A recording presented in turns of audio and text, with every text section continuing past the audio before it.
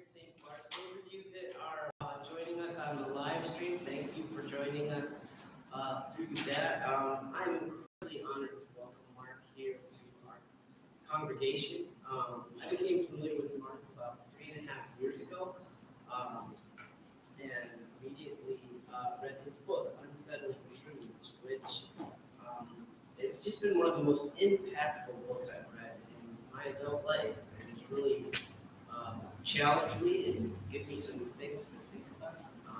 So I'm grateful that Mark has made the trip out to Wisconsin to talk to us and to challenge us about some important things that every single one of us in North America does well to consider. So with that, I just want to welcome you to St. Mark's. Thank you.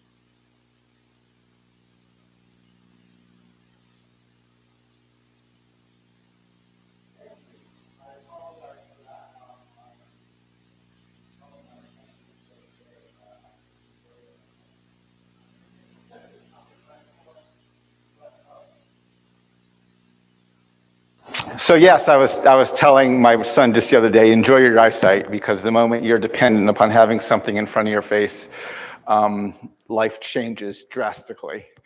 But it's an honor to be here. I want to thank Pastor Joel for the invitation. I'm grateful for all of you who came live, and I appreciate everyone who was online and joining us there. Let me start by introducing myself. So Yate, Mark Charles Yinashia. Sinbake Dana Nishle, do Tohiglini Bashas Chin, Sinbake Dana Dasha Chedo to the Cheatney Dashanella. In our Navajo culture, when we introduce ourselves, we always give our 4 clans. We're matrilineal as a people, with our identities come from our mother's mother. My mother's mother is American of Dutch heritage, and that's why I say Sinbake Dana. Loosely translated, that means I'm from the wooden shoe people. My second clan, my father's mother, is Tohiglini, which is the waters that flow together. My third clan, my mother's father, is also Sinbake Dana. And then my fourth clan, my father's father, is Todachitni, and that's the Bitterwater clan. It's one of the original clans of our Navajo people. I want to acknowledge today that we are standing on the land of the Peoria, the Potawatomi, the Maiamia, the Ochete Sakowin, the Menominee, the Ho-Chunk, and the Kickapoo. These are the nations that were here long before Columbus got lost at sea, and these are nations that are still here today. These are the indigenous hosts of these lands. I want to thank these nations for their stewardship of this land, and I want to just state how humbled I am to be on these lands today. We have about 2 hours together, and I'm always excited when I have more time rather than less, because I have a ton of information to pass off to you. And over the next 2 hours, you are going to feel a wide range of emotions. And I want to just help you understand and even prepare you for what's coming in the next 2 hours. So during the next 2 hours, it doesn't matter if you're right-leaning or left-leaning. It doesn't matter if you're male or female. It doesn't matter if you're white or another race or ethnicity. You're going to be deeply impacted by what I'm saying. There will be a few times during this lecture that you're going to want to stand up and be tempted to throw something at me. There'll be other periods where you'll want to look for a very polite or maybe even not so polite way to walk out. I want to encourage you to stay seated. There will be times where some of you may begin to feel like your individuality justifies you and precludes you from the things I'm talking about. There may be other times where you're going to want to justify yourself and your family and your nation because, well, everybody does this, and so it's not that bad of a thing. I'm going to challenge things you've been taught in Sunday school. I'm going to challenge things you've been taught in school. I'm going to challenge things that both your favorite and your least favorite politicians have said to you. I'm going to point out that much of what you've been told about our nation's history, as well as our foundations, are just flat out wrong. And at different points, you're going to want to, as I said, either stand up and throw something or walk out. I deeply encourage you to stay seated. We have to get through all of these things because there's a bunch of things as both a nation and as Christians we have no clue how to talk about. And I want to attempt to engage that conversation today. In fact, the evidence of how hard this conversation is visible in how many people are in the room. Some of the hardest events I have are when I go and do an event like this and it's promoted as this is Mark Charles and this is what he's going to be talking about. The reason is because people will read that little blurb and say, I don't know what the Doctrine of Discovery is. It sounds kind of threatening. I don't think I'm going to go to that. These are the hardest events to get people into the door. Some of my best events are when I'm on a stage and there's already something going on. It's a conference or someone else is doing something as well, and I've been invited, and the people are in the audience and the room is packed, and no one has a clue who I am or what I'm going to say. And they don't figure it out until it's too late to leave politely. And those are some of my best audiences because they actually they would never self-select to come and hear what I'm talking about. But once they hear it, they can't help but be impacted by it.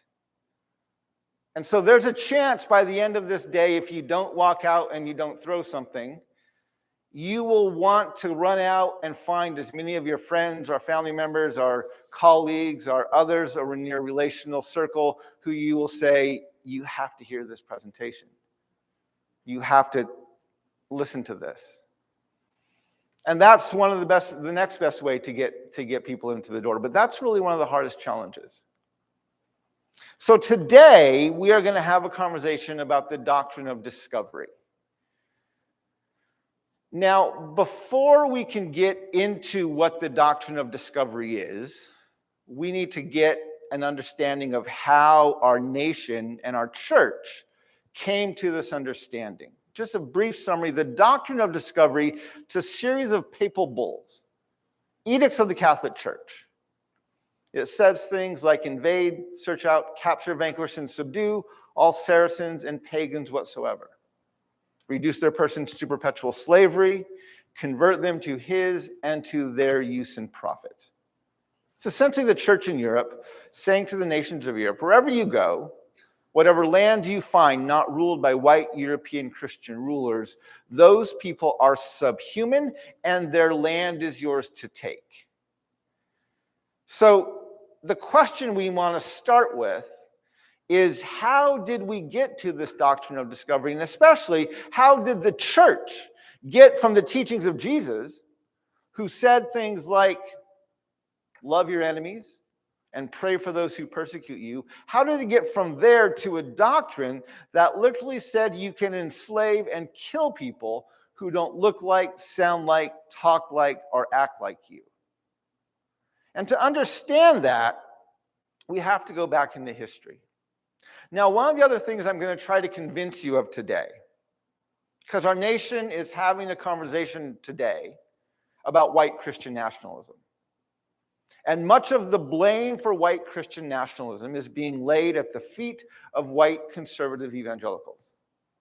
Now, that demographic has done quite a bit to deserve a bulk of that blame. But what I want to demonstrate to you today is that this is actually not that simple of a problem. It's not just a single demographic that struggles with this, and therefore, if we could just correct them, we would all be okay.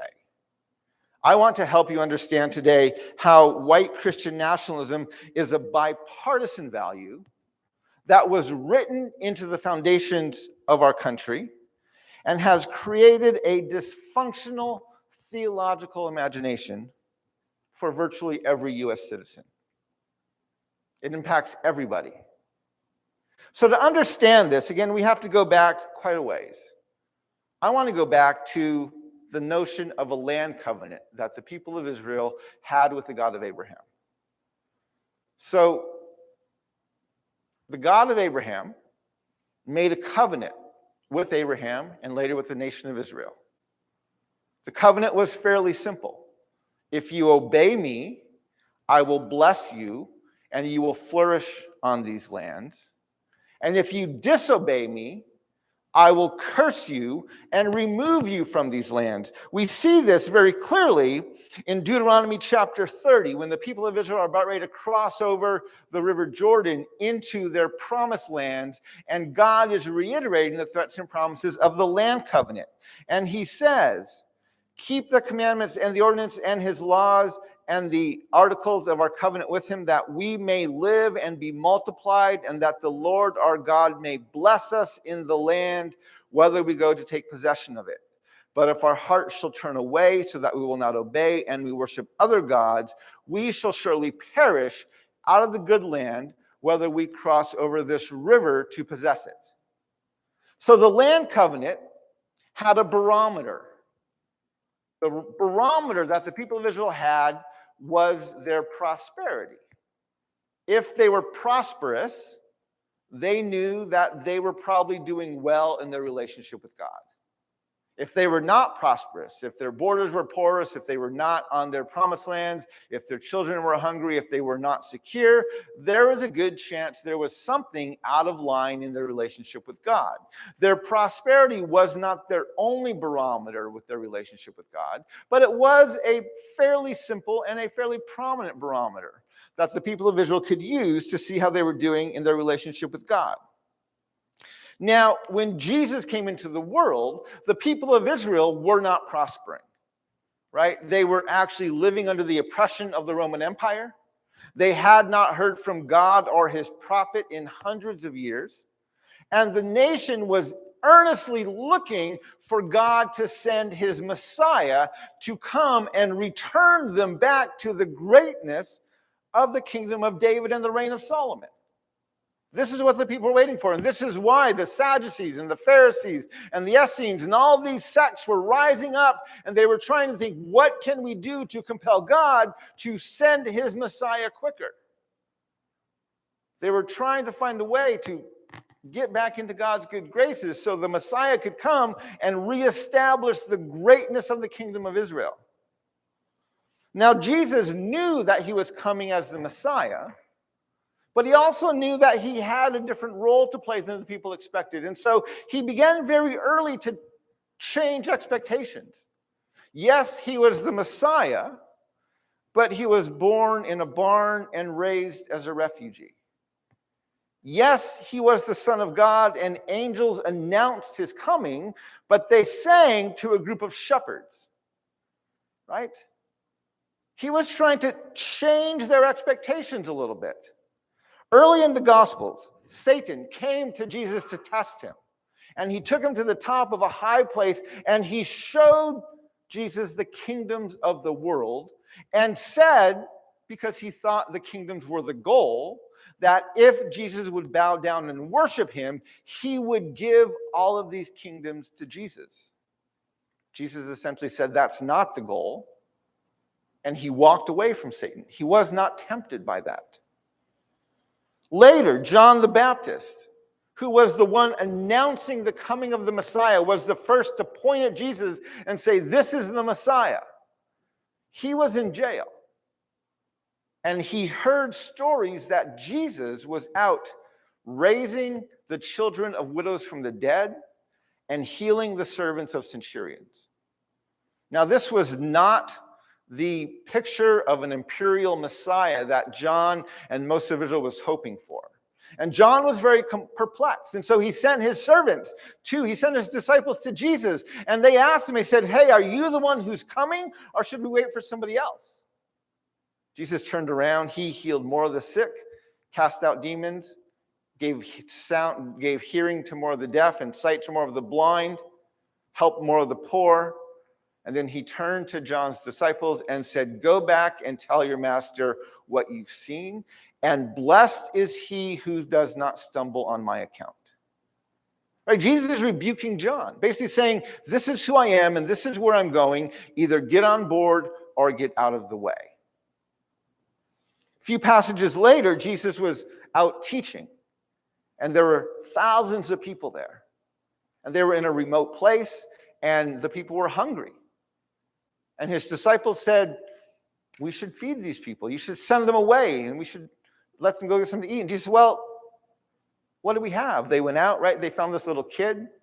They grabbed his lunch, came back, said, we have 5 loaves and a few fish. This isn't even enough for Peter to eat, right? This is nothing. And Jesus took what he had, looked up to heaven and gave thanks, broke it, and fed everybody. And the people were so excited about what Jesus did that they came to make him their king by force. Again, Jesus is like, no, my goal is not an earthly kingdom. And so he walked away. Later, chapter 8 of the book of Mark, Jesus was with his disciples. He had done all these miracles, showed them his authority, showed them who he was, and he said to his disciples, "Who do the people think I am?"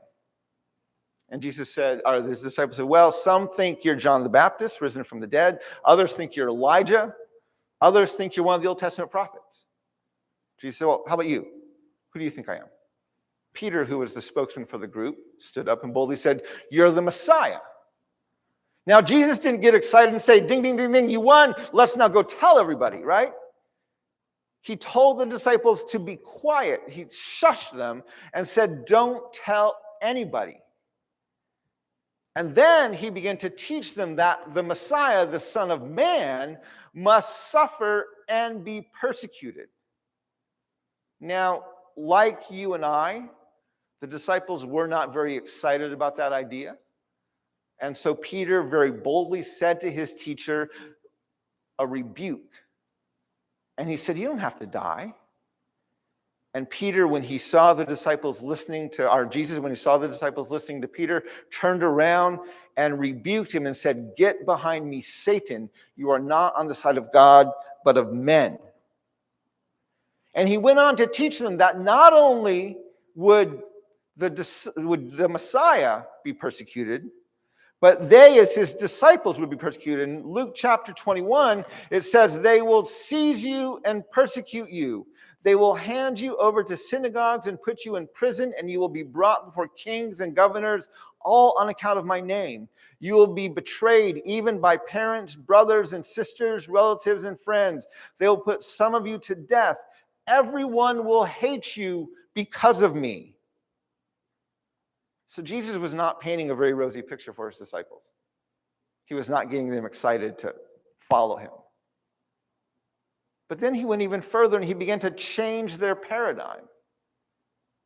And he said, "You're actually going to have a new barometer now. Your barometer is no longer going to be your prosperity. Blessed are you, not when you prosper and when your borders are secure and when you're obedient. You are blessed when you're persecuted. You will not know you're doing well in your relationship with me when you are wealthy and secure and safe. You will know you are doing well in your discipleship when people are persecuting you. He is changing their barometer, and the disciples do not like this new barometer. In fact, the entire second half of the Gospel of Mark is about the disciples pushing back against this barometer that Jesus had for them. Now, towards the end of his ministry, Jesus was actually standing before Pilate. He had been arrested, and he was standing before Pilate, and Pilate did not want to kill Jesus, did not want to crucify him. He was actually looking for a way to let him free. And he was asking Jesus some questions. And Jesus was not helping his cause because he wasn't answering Pilate's questions. And finally, in exasperation, Pilate said, "Don't you know I have the authority to free you or to kill you?" And Jesus scoffed at him and said, "You have no authority over me except what my Father in heaven gave to you." He said, "My kingdom is not of this earth. My kingdom is somewhere else. If my kingdom were here, my servants, the angels, not my friends who I call my disciples, would come and set me free."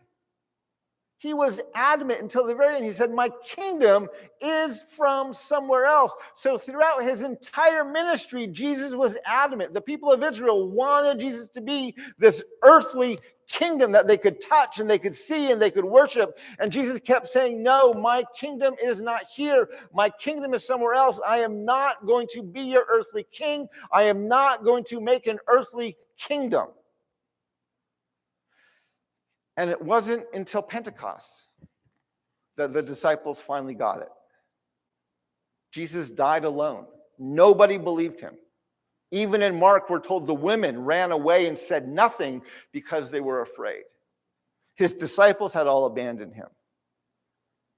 It wasn't until Pentecost when the disciples finally clued in as to what Jesus was saying. And as a result, most of the disciples went on to die a martyr's death, killed for their faith. And so the early church, the first century church, right, was known for its persecution. You had this group of people who shared this faith. They were in relationship because of their common teaching and their relationships and their proximity to one another. And they were this early church. And most of the church, very frequently, the church was under persecution. They were being killed and persecuted because of their faith. Now, if you're like me, you've probably blamed the heresy of Christendom, Christian empire, on Constantine, right? He's the emperor of Rome who converted to Christianity, and he not only became a Christian himself, but he made Rome a Christian empire. He moved the capital, and he redefined what it meant to be the church. And all my life, I've blamed the heresy of Christendom, Christian empire, on Constantine.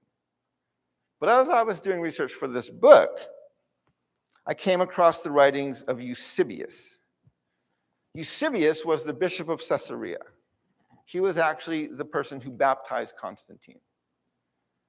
And he, in the 4th century, began writing a book called Ecclesiastical History. It was actually a volume of 11 books. And he was trying to do something for the very first time that had never been done before, which was he was trying to write down the history of the church.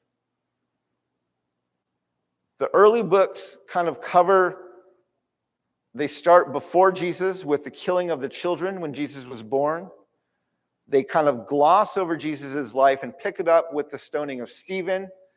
And they establish the messiahship of Christ.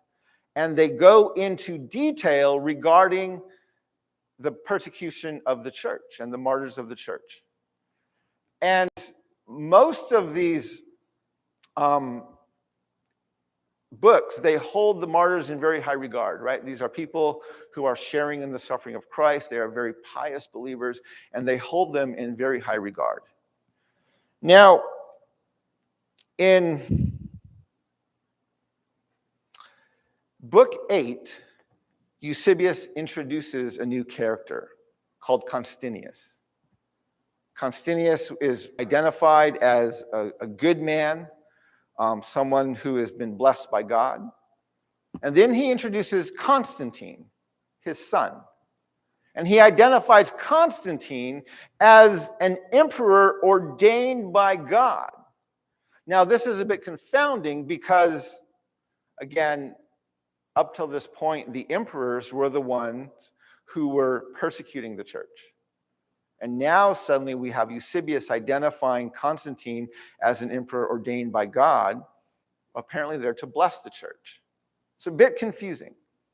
Between books 8 and 9, there's inserted a book. It's called the Book of the Martyrs. The Book of the Martyrs deals with what's called the Great Persecution. It's the bloodiest persecution in the history of the church.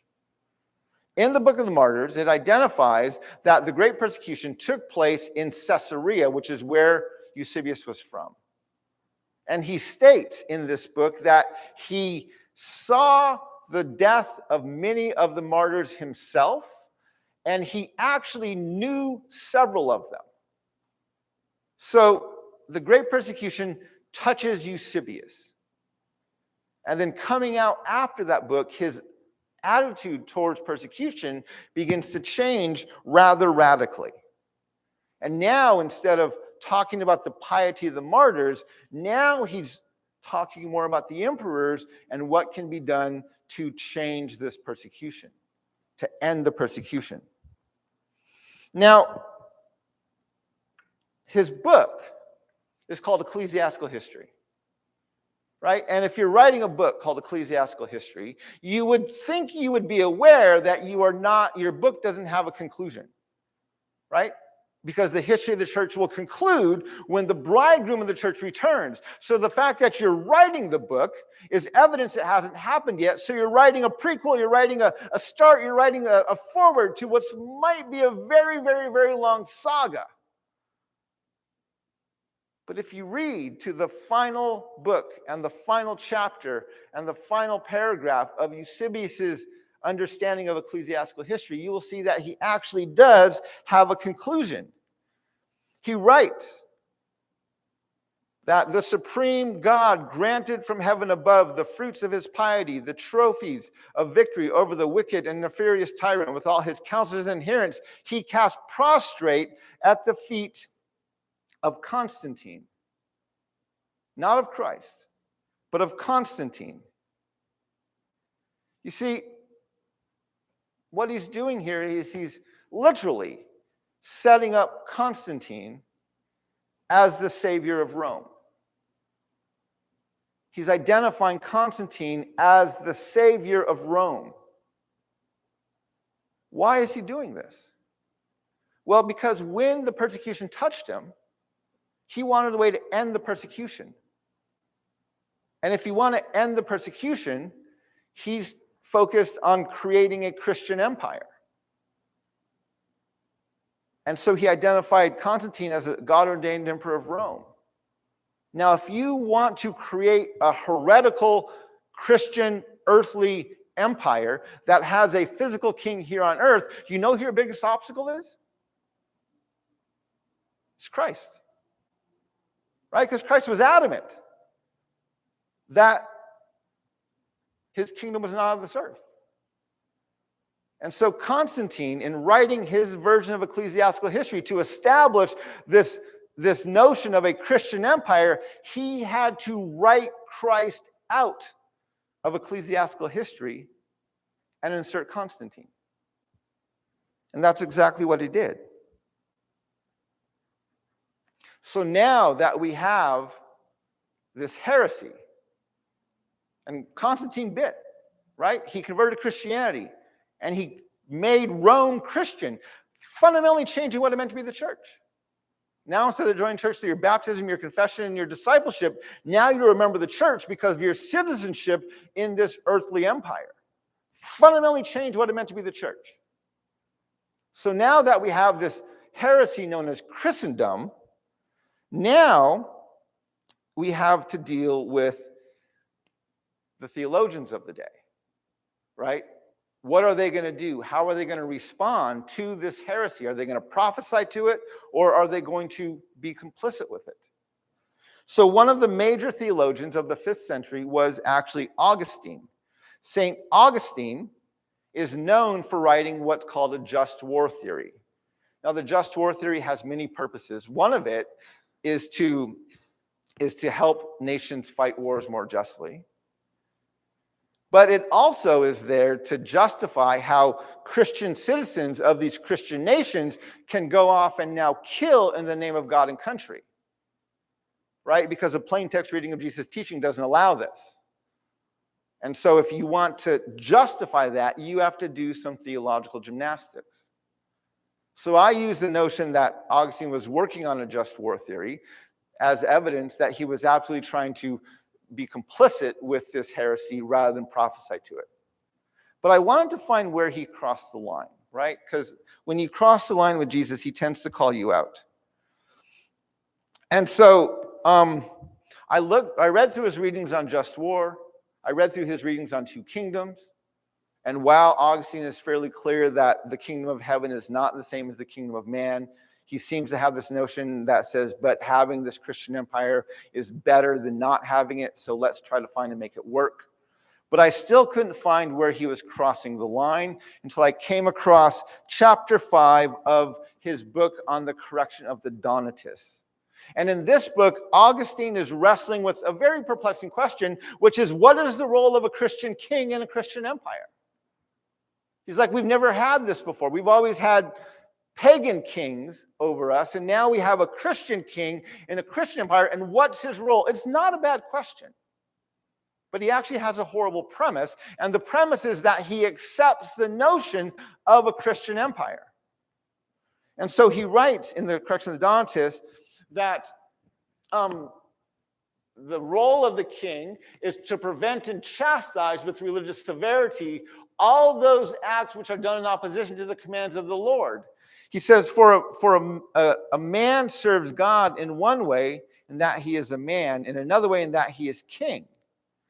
And so, but in that he is king, he serves him by enforcing with suitable rigor such laws as ordain what is righteous and punishes what is the reverse.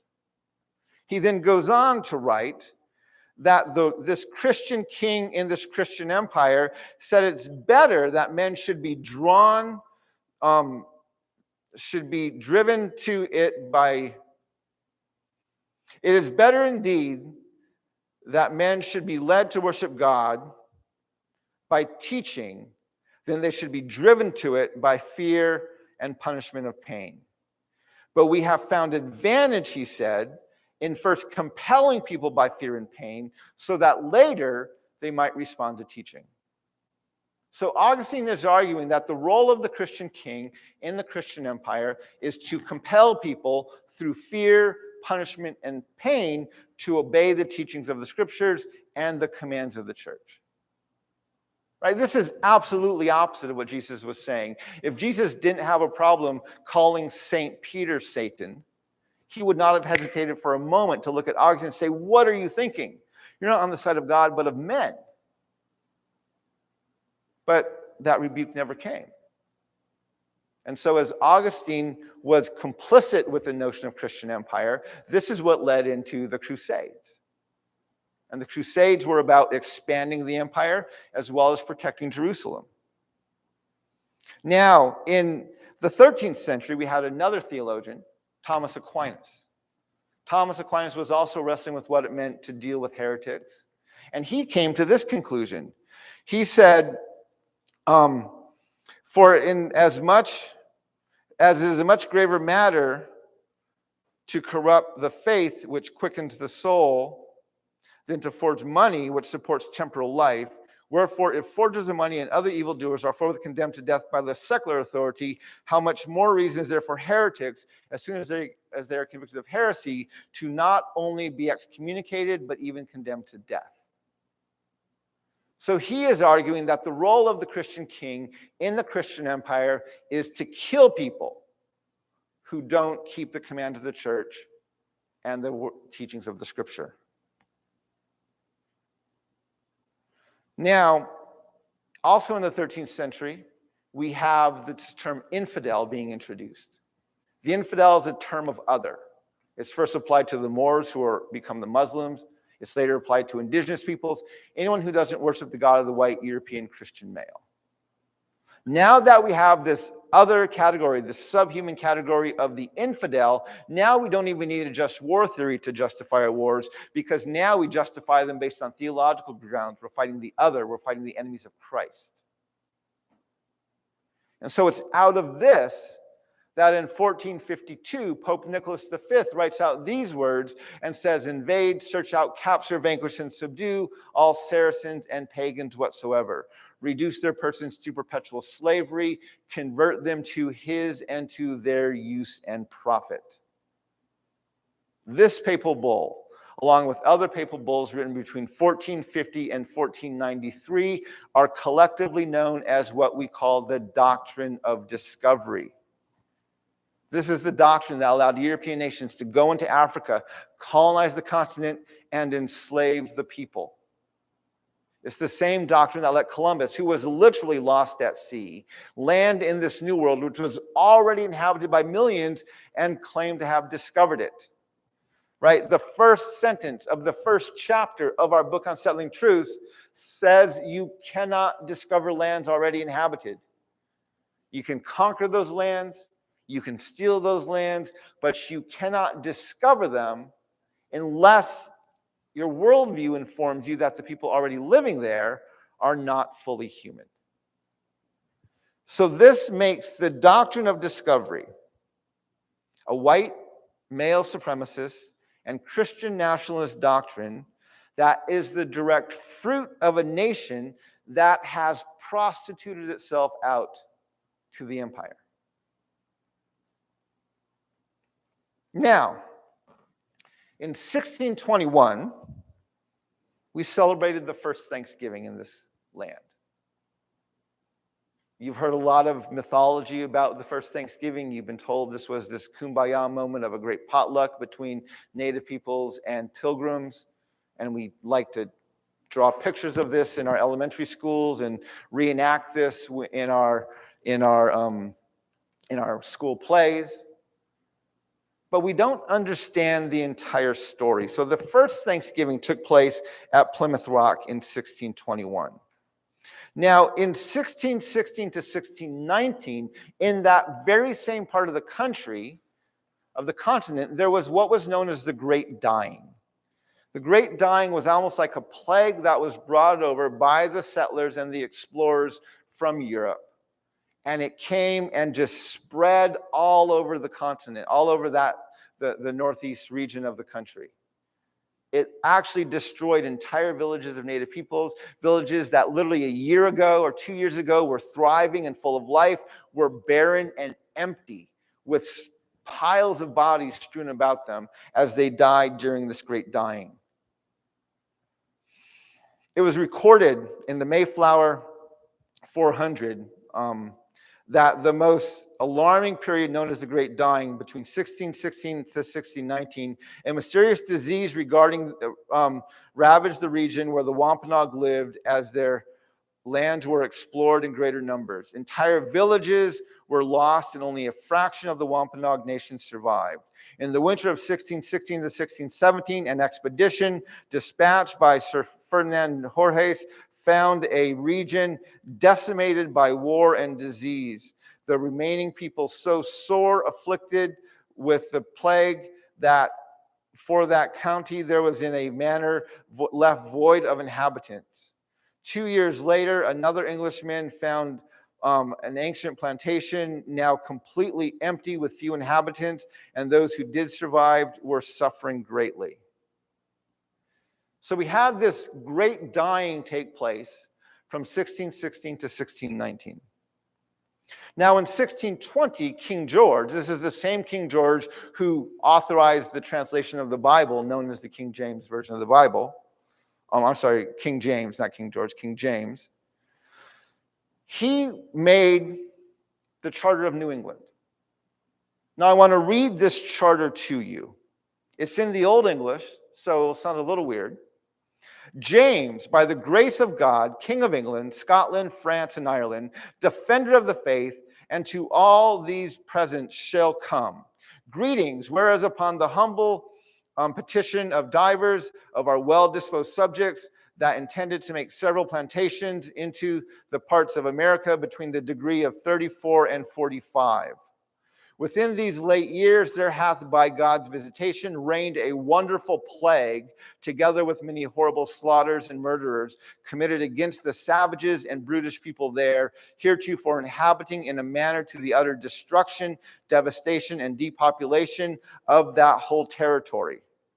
So that there is not left for many leagues together in a manner any that do claim or challenge any kind of interest therein, or any other superior lord or sovereign to make claim hereunto, whereby we in our judgment are persuaded and satisfied that the appointed time is come, in which Almighty God, in his great goodness and bounty towards us and our people, hath thought fit and determined that those large and goodly territories, deserted as they were by their natural inhabitants, should be possessed and enjoyed by such of our subjects and people as heretofore have and hereafter shall by his mercy and favor and by his powerful arm be directed and conducted thither.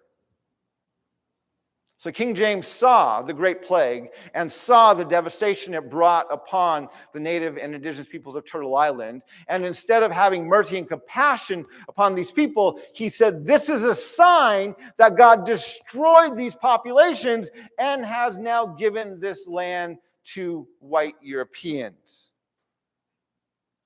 Remember, Christian nationalism celebrates the destruction of the other. So the first Thanksgiving, which took place in 1621 at Plymouth Rock, one of the reasons it took place at Plymouth Rock is because that was one of the villages that was decimated by the Great Dying. And so it was empty. Now in 1630, John Winthrop, a Protestant pastor, was on board a ship, and they landed in what's now called the Boston Harbor. They were actually here to plant the Boston colony.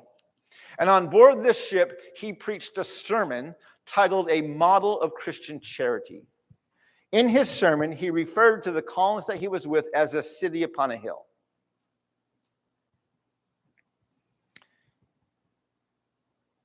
He went on in his sermon to exhort them in all meekness, gentleness, patience, and liberality. They should rejoice together, mourn together, labor and suffer together. They should keep the unity of the Spirit within the bonds of peace. These are just your basic Protestant church-going sermon exhortations.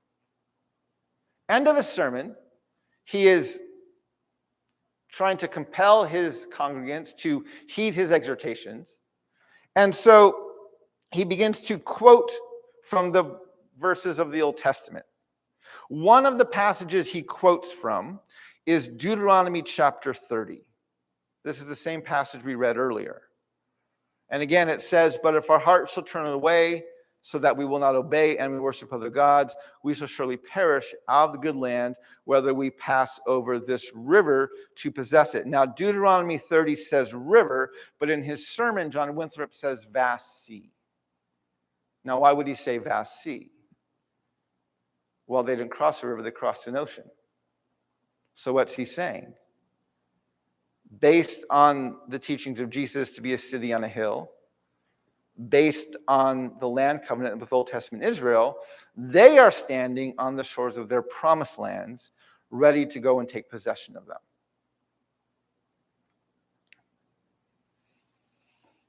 I call this sermon the birth of the myth of American exceptionalism. This idea kind of begins to percolate from there. Now, one of the reasons they're making this notion of promised land, right? Because if you read past this passage, If you read the rest of the book of Deuteronomy and the book of Joshua, you will find that God is very specific in how his people are to take possession of their promised lands. It says that, however, in the cities of the nations the Lord your God is giving you as inheritance, do not leave alive anything that breathes. Completely destroy them as the Lord your God has commanded you. So promised lands for one people is literally God-ordained genocide for another. Now, maybe you're thinking, Mr. Charles, this is the 1600s.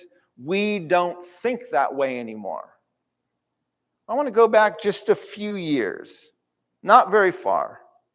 Let's go back to 2015 when Benjamin Netanyahu, who just got reelected as the Prime Minister of Israel a couple months ago, was visiting the United States. He was actually here to lobby against the nuclear deal that the Obama administration was negotiating with Iran. And he was invited against protocol to speak to a joint session of Congress. And that Congress, just like today, was completely partisan. They weren't even talking to each other. And he had to get everyone on the same page behind him. So early in his speech, he said, because America and Israel, we share a common destiny, the destiny of promised lands.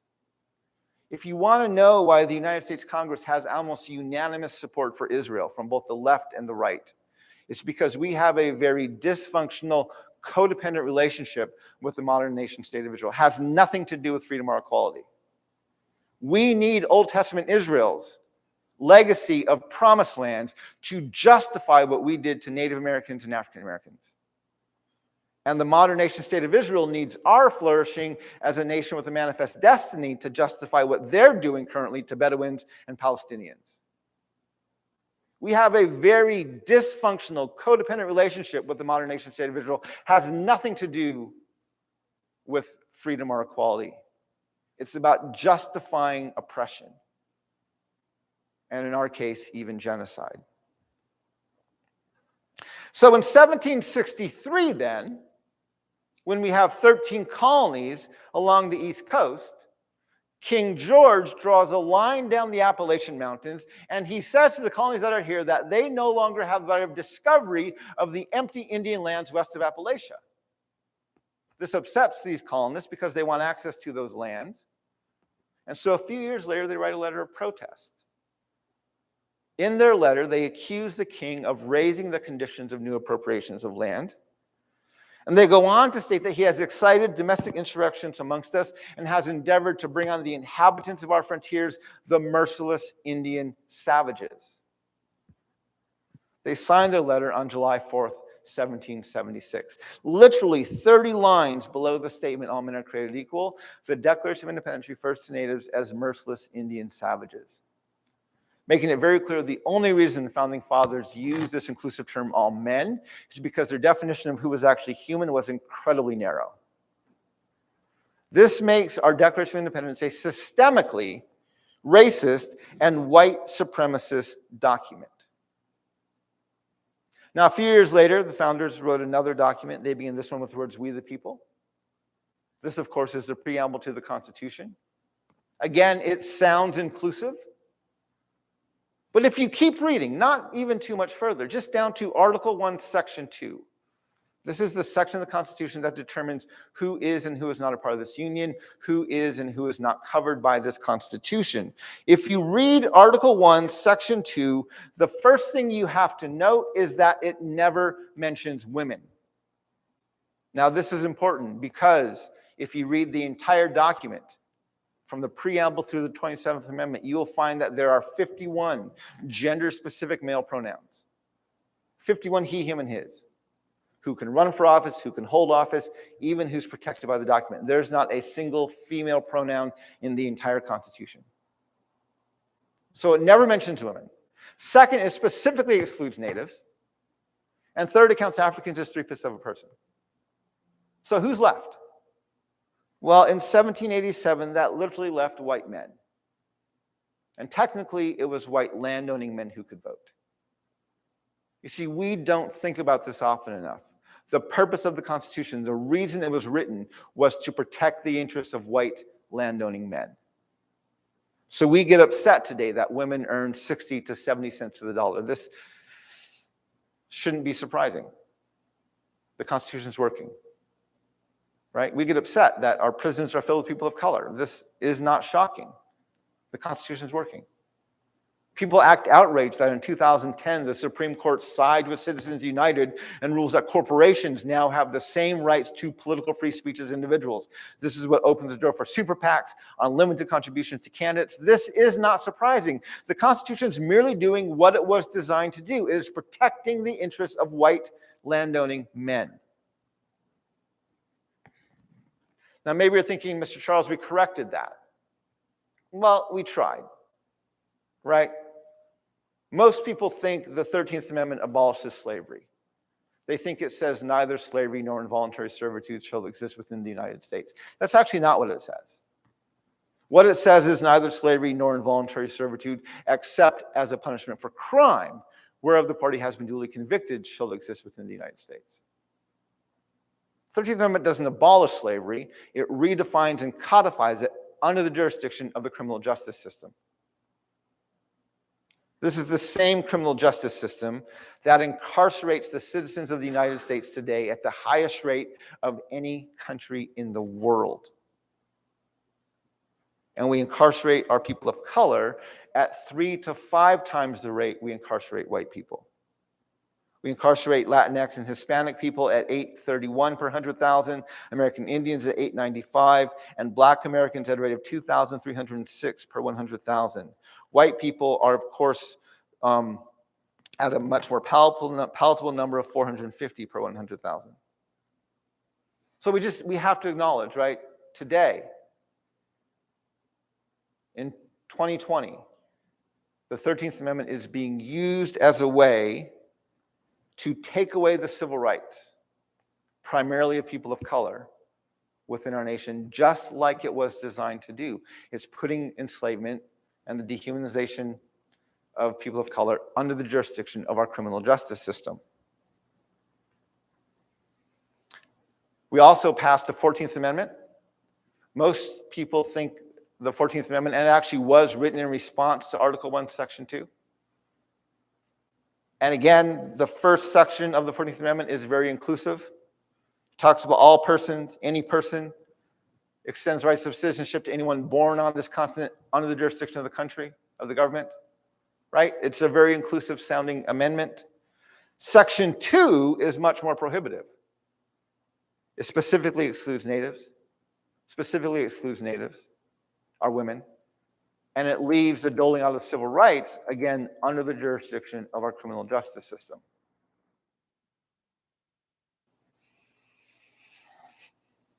The Constitution of the United States is a systemically white supremacist, racist, and sexist document. Now, again, you're thinking, Mr. Charles, this was a long time ago. We've gotten over that. Well, in 2020, Virginia ratified the ERA. They became the 38th state to ratify the ERA, which was the criteria to make it an amendment. In January of 2020, Virginia became the 38th state to ratify the ERA, which was first proposed in 1972.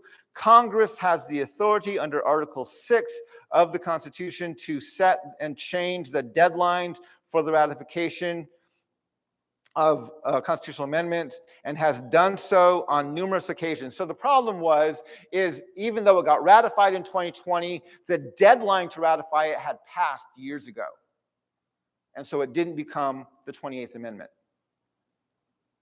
And so Senator Kaine was pointing out on his website that we have precedent for actually changing the deadline so that this ratification could count and this could now become an amendment. And they said, for example, in 1992, the 27th Amendment of the Constitution prohibiting immediate congressional pay raises was successfully ratified after 203 years. The amendment was initially proposed as part of the original Bill of Rights in 1789.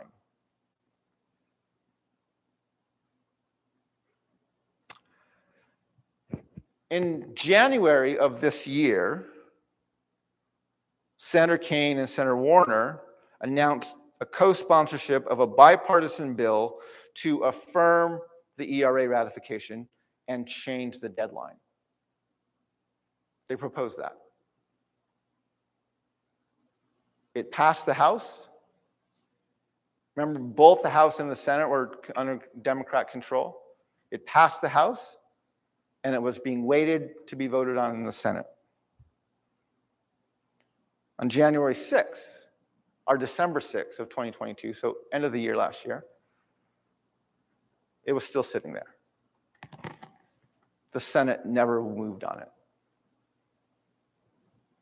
As a result, women are not explicitly protected under the Constitution.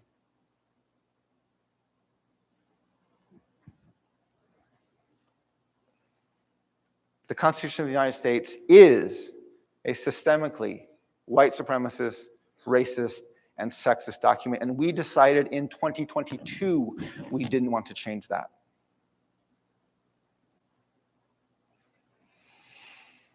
In 1823, there was a Supreme Court case, Johnson versus McIntosh.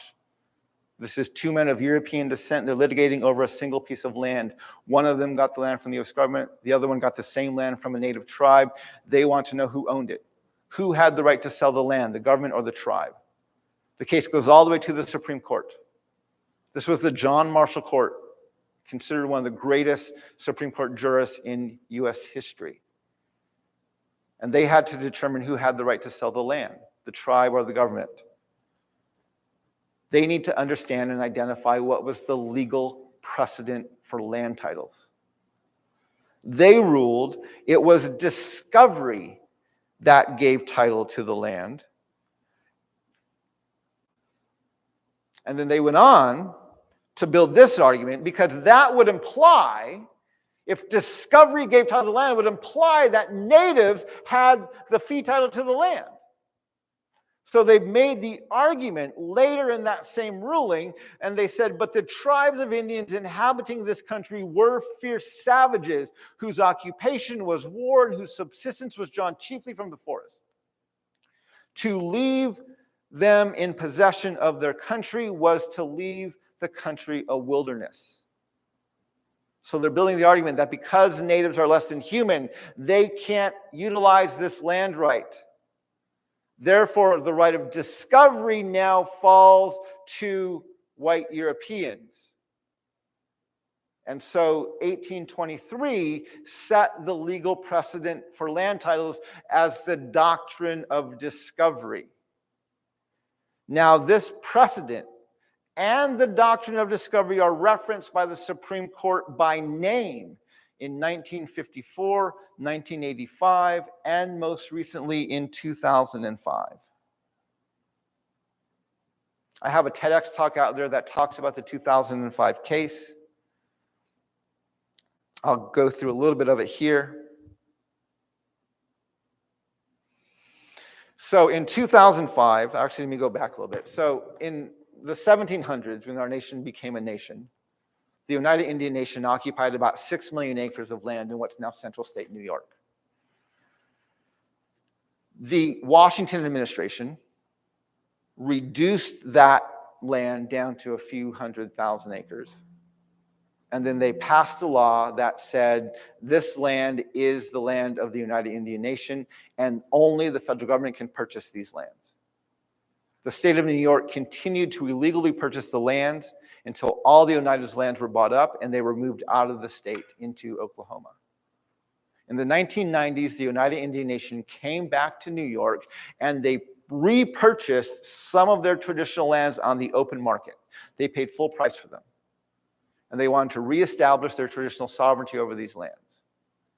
The city of Sherrill, where the lands were, didn't want that because they wanted the tax revenue from those lands. And so they sued the United Indian Nation in federal district court. The court actually ruled in favor of the Oneida. And so the city of Sherrill partnered with the county and appealed to the Federal Court of Appeals, and the original decision was upheld. So then they appealed to the Supreme Court. The Supreme Court heard the case in 2004 and released their opinion in 2005. In the first footnote of the case, where they're referencing precedent, the Supreme Court references by name the doctrine of discovery. They then go on to argue that given the long-standing, distinctly non-Indian character of the area and its inhabitants, and the regulatory authority constantly exercised by New York State and its counties and towns, and the Oneida's long delay in seeking judicial relief, we hold that the tribe cannot unilaterally revive its ancient sovereignty. They go on to reference another case that said it is impossible to rescind the cession and restore the Indians to their former rights because the lands have been opened up to settlement, which was white settlement, and large portions of them are now in the possession of innumerable innocent purchasers. They then go on to build the argument that says, moreover, the properties here involved have greatly increased in value since the Oneidas sold them 200 years ago. Notably, it was not until lately that the Oneidas sought to regain ancient sovereignty over lands converted from wilderness to become parts of city like Sherrill. If that argument sounds familiar, it's because it's almost the same argument John Marshall made in 1823. The only difference is that 2005 case doesn't use the word savages. But it says we converted your land to wilderness and we can't give it back to you. From wilderness to a city, and now we can't give it back to you. So they conclude, and they reverse the decision of the lower courts. We reject the unification theory of the Oneida Indian Nation and the U.S. government and hold that standards of federal Indian law, again, footnote 1, Doctrine of Discovery, and federal equity practice preclude the tribe from rekindling embers of sovereignty that long ago grew cold. Again, this is probably one of the most white supremacist Supreme Court opinions written in my lifetime. And it was written and delivered by Ruth Bader Ginsburg. Now, this is shocking to people because Ruth has the legacy of being a voice of dissent on an increasingly conservative Supreme Court. She was fighting for the rights of the marginalized, which she did and which she was. The problem is because land titles to this day are based on the legal understanding, not of treaties, but that natives are savages. This makes white supremacy a bipartisan value, which Ruth demonstrated in her opinion that she wrote in 2005.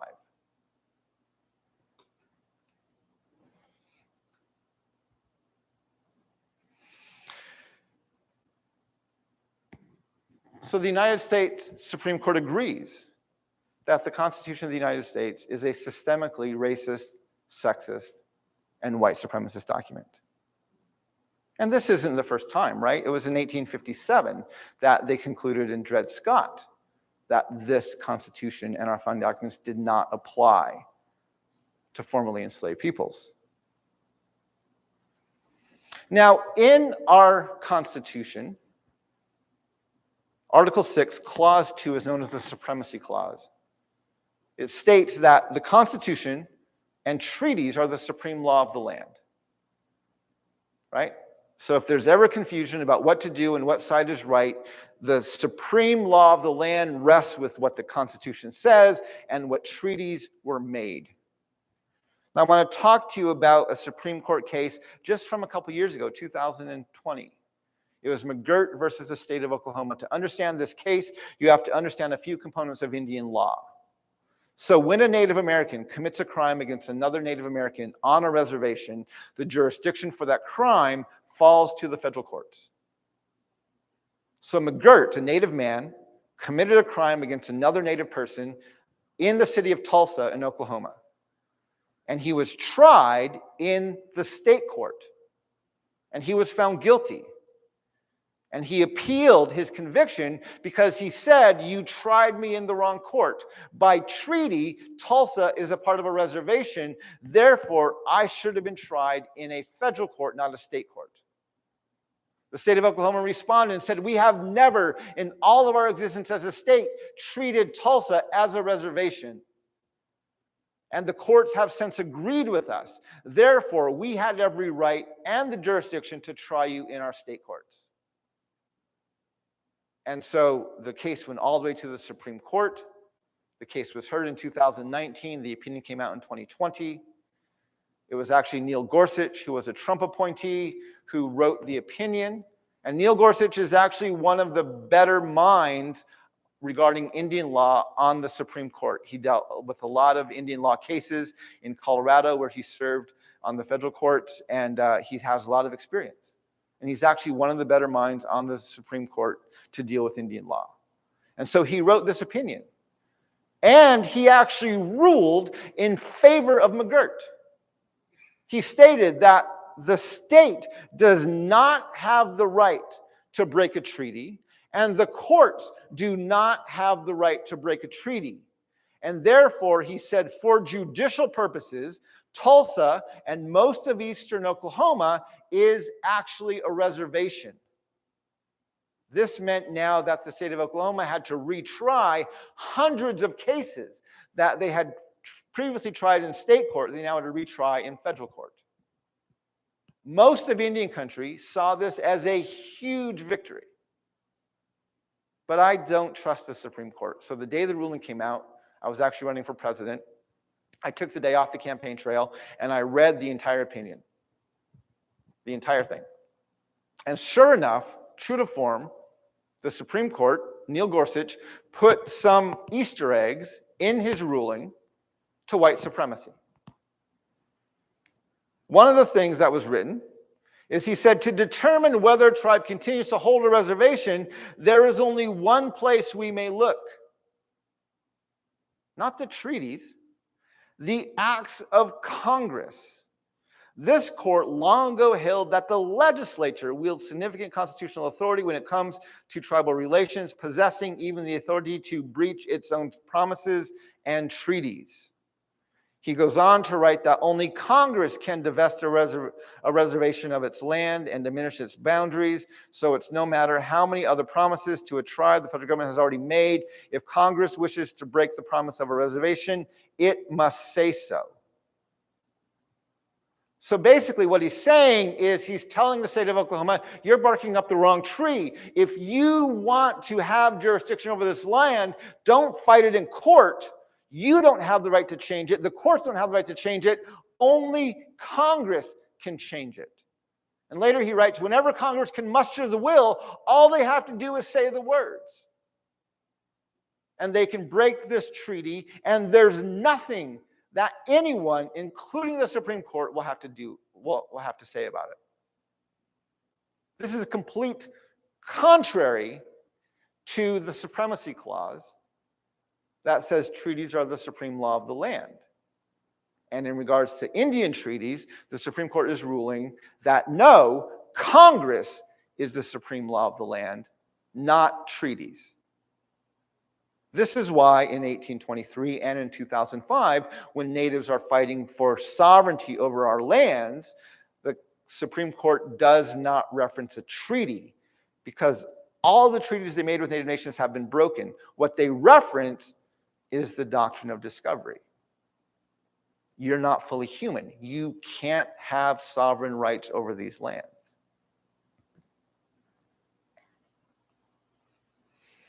So now that we have God's permission as a nation to commit genocide, we have a dehumanizing Declaration of Independence, a racist, a sexist, and a white supremacist Constitution, and the agreement of the Supreme Court that these racist, sexist, and white supremacist notions are true, so they're legal. Now we have to talk about some military history. I want to look at the history of the United States during the 19th century. This is the century known as our century of expansion. This is the century we add about 30 new states to the Union. I made this chart. This chart is a chart of U.S. history from 1775 to 2016. Every year in blue is the year I found we were in a declared state of war or armed military conflict against another nation or entity. Every year in red is every year I found we were fighting against native nations. These are a list of the wars I found we fought primarily during the 19th century against native nations. Clearly, this is not a century of expansion, right? This is a century of ethnic cleansing and genocide. It's during this century that we passed the Indian Removal Act.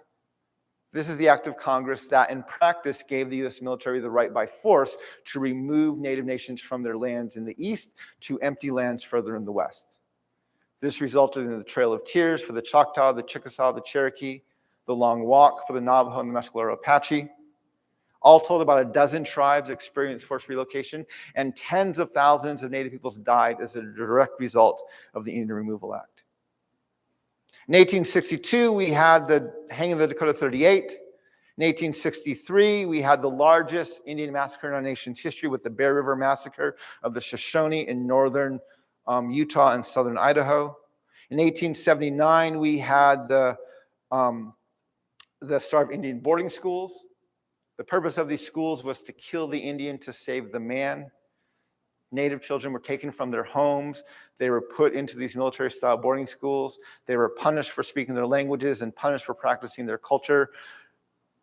The last of these schools didn't close until the 1970s and 80s. The stories of abuse that I've heard personally, mental, physical, emotional, and sexual that happened in these boarding schools is gut-wrenching. In 1890, we had the massacre at Wounded Knee. This is a bit more famous massacre. We talk about it a little bit in our history books, at least we mention it by name, but we don't talk about the details. In 1890, the U.S. government was in negotiation with the Dakota people, and they were trying to negotiate the surrender of a Dakota chief. They met at Wounded Knee. Both sides were heavily armed, and neither side trusted each other. No one knows what happened, who fired the first shot. Was it a Native warrior? Was it a U.S. soldier? No one knows. But someone fired a shot, and chaos just broke out. The U.S. government had several of these what are called Hotchkiss cannons there. They fire several rounds a minute. They're accurate up to a few hundred yards. They begin raining bullets down on the Dakota people. Now, at Wounded Knee, there is a ravine, kind of a little ditch that most of the Dakota people ran into, the women and children especially, to seek shelter from these guns. Now, one of the things we don't talk about with Wounded Knee is that the U.S. Congress awarded 20 Congressional Medals of Honor to the U.S. soldiers who participated in this massacre. And 3 of those medals, the one for William Austin, the one for John Gresham, and the one for Albert McMillan, were awarded specifically for their role in helping to flush the Dakota people out of the ravine so they could be shot down by the guns from above.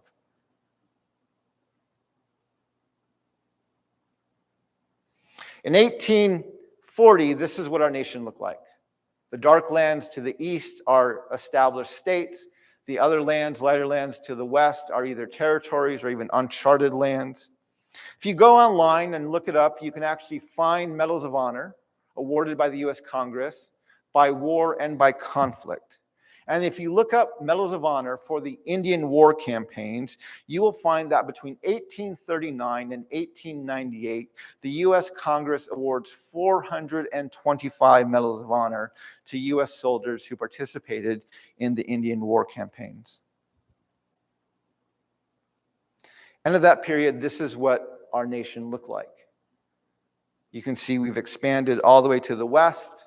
We've completed our manifest destiny. During this period, the native population, the white population exploded from 5.3 million to 76.2 million. And the native population collapsed from 600,000 to 237,000. If you're doing your math, that's a 61.47% rate of genocide. If you're comparing your math, that's higher than the rate of genocide that Nazi Germany had over the Jews in World War II. So there's no other way to say it. Between 1839 and 1898, the US Congress awards 425 medals of honor for the ethnic cleansing of Native nations and the genocide of indigenous peoples. Remember, Christian nationalism celebrates the destruction of the other. And we knew what we were doing. In January of 1851, the first governor of California, he was in his State of the State address, he gave this quote. He said that a war of extermination will continue to be waged between the races until the Indian race becomes extinct, must be expected. While we cannot anticipate the results, but with painful regret, the inevitable destiny of the race is beyond the power or the wisdom of man to avert. He's not saying famine's broken out and we can't feed these people. And he's not saying disease has struck and we can't stop its spread. He's literally saying we cannot stop killing these people until we complete our manifest destiny. And this, of course, is perfectly in line with the notion of promised lands. In Joshua 10, we are told that Joshua subdued the whole region, including the hill country, the Negev, the western foothills, and the mountain slopes, together with all their kings. He left no survivors. He totally destroyed all who breathed, just as the Lord, the God of Israel, had commanded. If we look at the population growth globally from 1500 to 1900, we see that the world population went from 480 million to 1.6 billion for a 3.39% rate of growth. Europe went from 82 million to 300 million for a 3.65 rate of growth. Africa, even with the hordes of the slave trade, went from 63 million to 123 million for a 1.782 rate of growth. The United States went from 0, humans apparently, because the rest of us were savages, to 76.2 million. And the native population during that same period collapsed. And 6 million is an incredibly conservative estimate for a continental United States in 1500.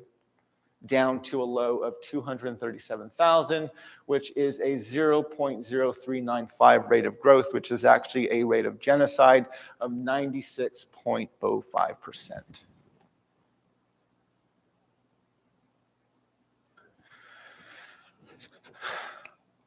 I want to pause for a moment here. And I want to just give you a chance to take a little breath. I'd like you to respond to me. I don't want to hear your whole story. And I just want to hear 2 or 3 words from you. There's no right answer, nor is there a wrong answer. There's no good answer, nor is there a bad answer.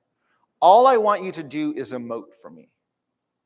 Tell me in 2 or 3 words or less, how does this history make you feel? What emotions are in you right now?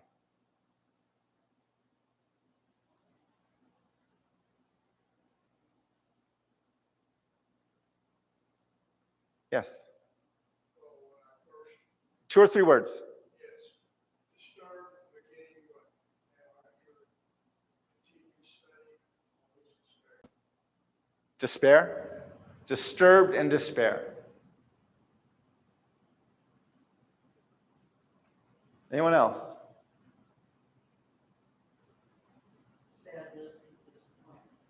Sadness and disappointment. Anyone else?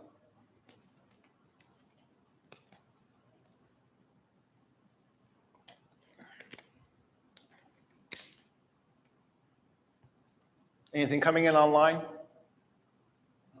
No, thank you for asking. Okay. It's important to acknowledge this. It's important that we verbalize these things. Why? Because there's a reason we don't talk about this history. There's a reason we don't bring it up. It's because we don't know what to do with this. And so acknowledging how it makes us feel is very, very, very important. We're getting into the final maybe 2/3 of our lecture here. But unfortunately, it's going to get worse before it gets better. So there's a few more things I want to talk about.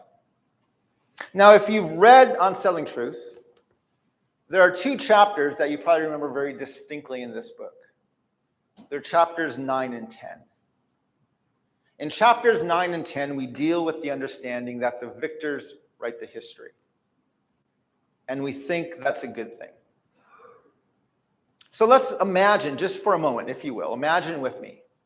Let's pretend that Nazi Germany wins World War II. Okay? How do you think, had Nazi Germany won World War II, how do you think their historians would have recorded the legacy of Adolf Hitler? What would they have said about him?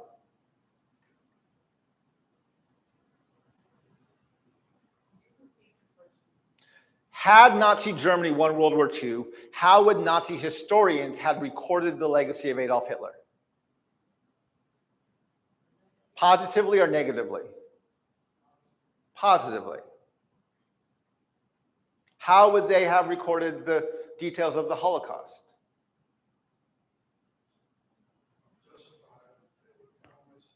Yeah. I mean, we have Holocaust deniers today. Imagine if they won the war, right? What Holocaust? There was no Holocaust. I want to take that understanding and apply it to this man. As race relations have gotten worse in the United States in the past several decades, the stock of Abraham Lincoln has risen. He is now, by very large numbers, considered the greatest president in our nation's history. Doesn't matter if you're white or a person of color, doesn't matter if you're a Republican or a Democrat. Almost across the board, Abraham Lincoln is considered one of our nation's greatest presidents. Our first black president, Barack Obama, was sworn in on the Lincoln Bible. The Republicans love to remind the nation that they are the party of Lincoln, and that they say they still believe in his legacy and in his values. But because the victors write the history, and because we know what happens when the victors write the history, the challenge we face as a country is that the United States of America has never lost a war that matters. We've never really been invaded. We've never given up large tracts of land. We've never had to surrender. We've never been disarmed. We've never had a regime change. We've never borne the scorn of the global community. We've never lost a war that matters. Technically, the Korean War is still on. We pulled out of Vietnam. We pulled out of Afghanistan, but we didn't lose any land there. We have won every major military conflict we have ever been in throughout our entire history, 250 plus years. And as a result, we don't have a clue who this man is. Abraham Lincoln is actually a blatant white supremacist. Let me introduce you to him the same way he introduced himself to the country when he was running for the Senate in 1858. It was known back then that he was against chattel slavery. But they had just had the Dred Scott decision in 1857. And just like Roe versus Wade was the debate of this midterm election, Dred Scott was the debate of the 1858 midterm election. And so people didn't want to know how he stood on chattel slavery. They wanted to know how he felt about the citizenship and the humanity of black people. And so in his introduction, as he was letting the nation get to know him, during the Lincoln-Douglas debates, this is what Lincoln said. "I will say then that I am not, nor ever have been in favor of bringing about in any way the social and political equality of the white and black races. That I am not, nor ever have been, in favor of making voters or jurors of Negroes, nor of qualifying them to hold office, nor to intermarry with white people. I will say in addition to this that there is a physical difference between the white and black races, which I believe will forever forbid the races living together in terms of social and political equality. And inasmuch as they cannot so live while they do remain together, there must be the position of superior and inferior. And I, as much as any other man, am in favor of having the superior position assigned to the white race. If you read the debates between Lincoln and Judge Douglas, you'll find they disagreed on chattel slavery, but they absolutely agreed on white supremacy. Absolutely agreed on white supremacy. They disagreed. Douglas thought we needed slavery to keep white supremacy intact. Lincoln was fairly confident we could keep white supremacy intact even without chattel slavery. That was their disagreement. He lost that election, ran for president, and was elected in 1860. The morning of his inauguration, the Senate was in a tizzy because there were several states threatening to secede from the Union because of Lincoln's stance on chattel slavery. And so the Senate was doing everything it could to try and keep the Union together. And so early that morning, they passed what was called the Corwin Amendment. The Corwin Amendment said no amendment shall be made to the Constitution which will authorize or give to Congress the power to abolish or interfere within any state with the domestic institutions thereof, including that of persons held to labor or service by the laws of the state. So the Corwin Amendment constitutionally protected slavery in the states where it already existed. And they passed that in the morning of Lincoln's inauguration. Now, in his inaugural address, Abraham Lincoln actually mentioned this amendment. He said, apprehension seems to exist among the peoples of the southern states that by the ascension of a Republican administration, their property, their enslaved peoples, and their peace and personal security are endangered. There has never been any reasonable cause for such apprehension. Indeed, the most ample evidence to the contrary has all the while existed and been open to their inspection. It is found in the nearly all of the published speeches of him who now addresses you. I do but quote from one of those speeches when I declare that I have no purpose, and he begins to quote himself from the Lincoln-Douglas debates. He goes on to say, I understand a proposed amendment to the Constitution to the effect that the federal government shall never interfere with the domestic institutions of the states, including that of persons held to service, to avoid misconstruction of what I have said, holding such a provision to now by implied constitutional law, I have no objection to it being made express and irrevocable. So he is in favor of constitutionally protecting enslavement in states where it already exists. Now, there were actually 4 states that never seceded from the Union, but allowed enslavement. These are the states of Missouri, Kentucky, Maryland, and Delaware. And so Lincoln was inaugurated, obviously states seceded from the Union, and soon we had a Confederacy and the Union, and we were at a civil war. And in 1862, Horace Greeley, who was the editor of the New York Tribune, he wrote a scathing op-ed calling for the immediate emancipation of the slaves. This was something Lincoln had promised during his campaign. And in 1862, Horace Greeley wrote this op-ed saying, do it now. Now, Lincoln already had the Emancipation Proclamation written. It was sitting in his desk. But he was afraid of these 4 states that had not seceded from the Union and allowed enslavement.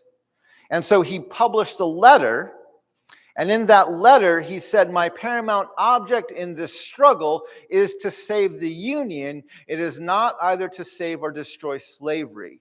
If I could save the Union without freeing any slave, I would do it. And if I could save it by freeing all the slaves, I would do it.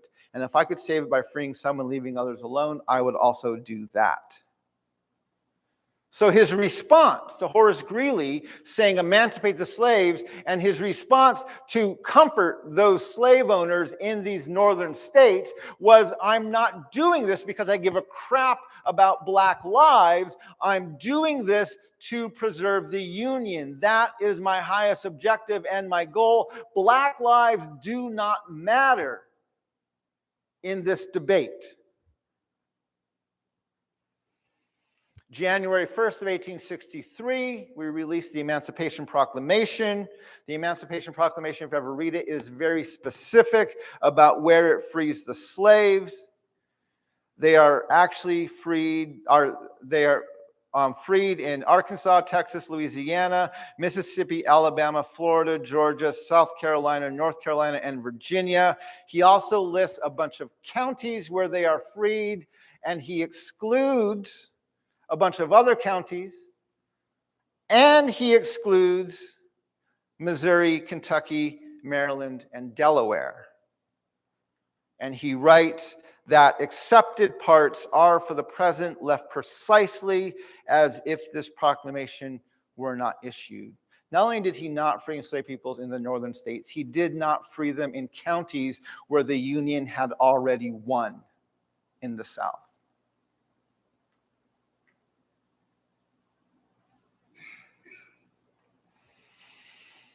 Those slaves didn't get their freedom until after Lincoln was assassinated. I want to talk about the capstone of his legacy, which is the 13th Amendment. Again, most people think the 13th Amendment abolishes slavery. We think it says neither slavery nor involuntary servitude shall exist.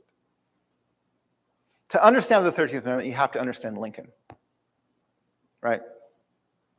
During the Lincoln-Douglas debates, he was asked if the Declaration of Independence applies to the black race. And his response was, I think the authors of that notable instrument intended to include all men, but they did not mean to declare all men equal in all respects. They did not mean to say all men were equal in color, size, intellect, moral development, or social capacity. Right? He's not saying some people are taller and some people are more well-read. He's saying one group of people is superior and another is inferior, and he's already made it very clear which race he believes is the superior race. He was later asked about making citizens of black people. And he says, Judge Douglas has told you that he has not been able to get an answer from me about where I stand on Negro citizenship. He should have no occasion to ever ask it again, for I tell him very plainly, I am not in favor of Negro citizenship. It's my opinion that the different states have the power to make a Negro a citizen under the Constitution if they choose, but if the state of Illinois had that power, I should be opposed to the exercise of it. And even though he's in the North, which apparently is the nation, the side that loves black people, people are cheering and saying, good, good, applause.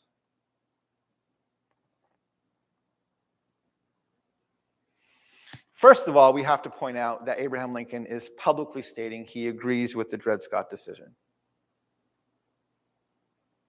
He agrees with that decision. Second, this is why the amendment has a clause in it that keeps slavery legal in prison. This is why the 13th Amendment doesn't abolish slavery. It redefines and codifies it under the jurisdiction of the criminal justice system. Abraham Lincoln had no intention of making voters and jurors of Negroes, had no intention of allowing them to hold office or to intermarry. He didn't give a crap about black people. So it's no surprise that he was even willing to constitutionally protect enslavement in states where it already existed, and his Emancipation Proclamation did not free enslaved peoples, not only in the North, but even in the Southern territories they had won the war at already. Abraham Lincoln was a blatant, unapologetic, self-proclaimed white supremacist. But we already knew this, right? We all knew the Lincoln-Douglas debates were bad. We didn't have the guts to read them. But we knew they said some things we didn't want to hear. We knew this, right? If you go to the Lincoln Memorial, at the Lincoln Memorial, there's a small room about this, half the size of this room. It's a museum at the base of the memorial. It's right near the bathroom. On that wall of the museum, there are plaques like this with different sayings and writings by Abraham Lincoln about different parts of his legacy. On one wall, there's these lists of 5 marble stones. They're about 4 feet tall, about 2.5 feet wide. Etched on these stones are different thoughts of Abraham Lincoln on the Union. And in the middle of that wall is this plaque that says, "I would save the Union. My paramount object in this struggle is not to save or destroy slavery, it's to preserve the Union. If I could save them without freeing a single slave, I would do it.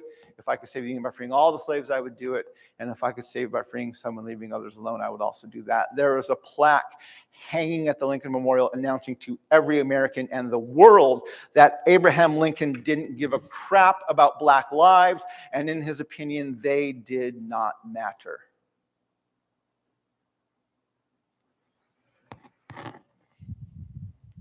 Now I want to tell you some things we don't know about Lincoln. We knew all this. We didn't know the specifics, but we knew.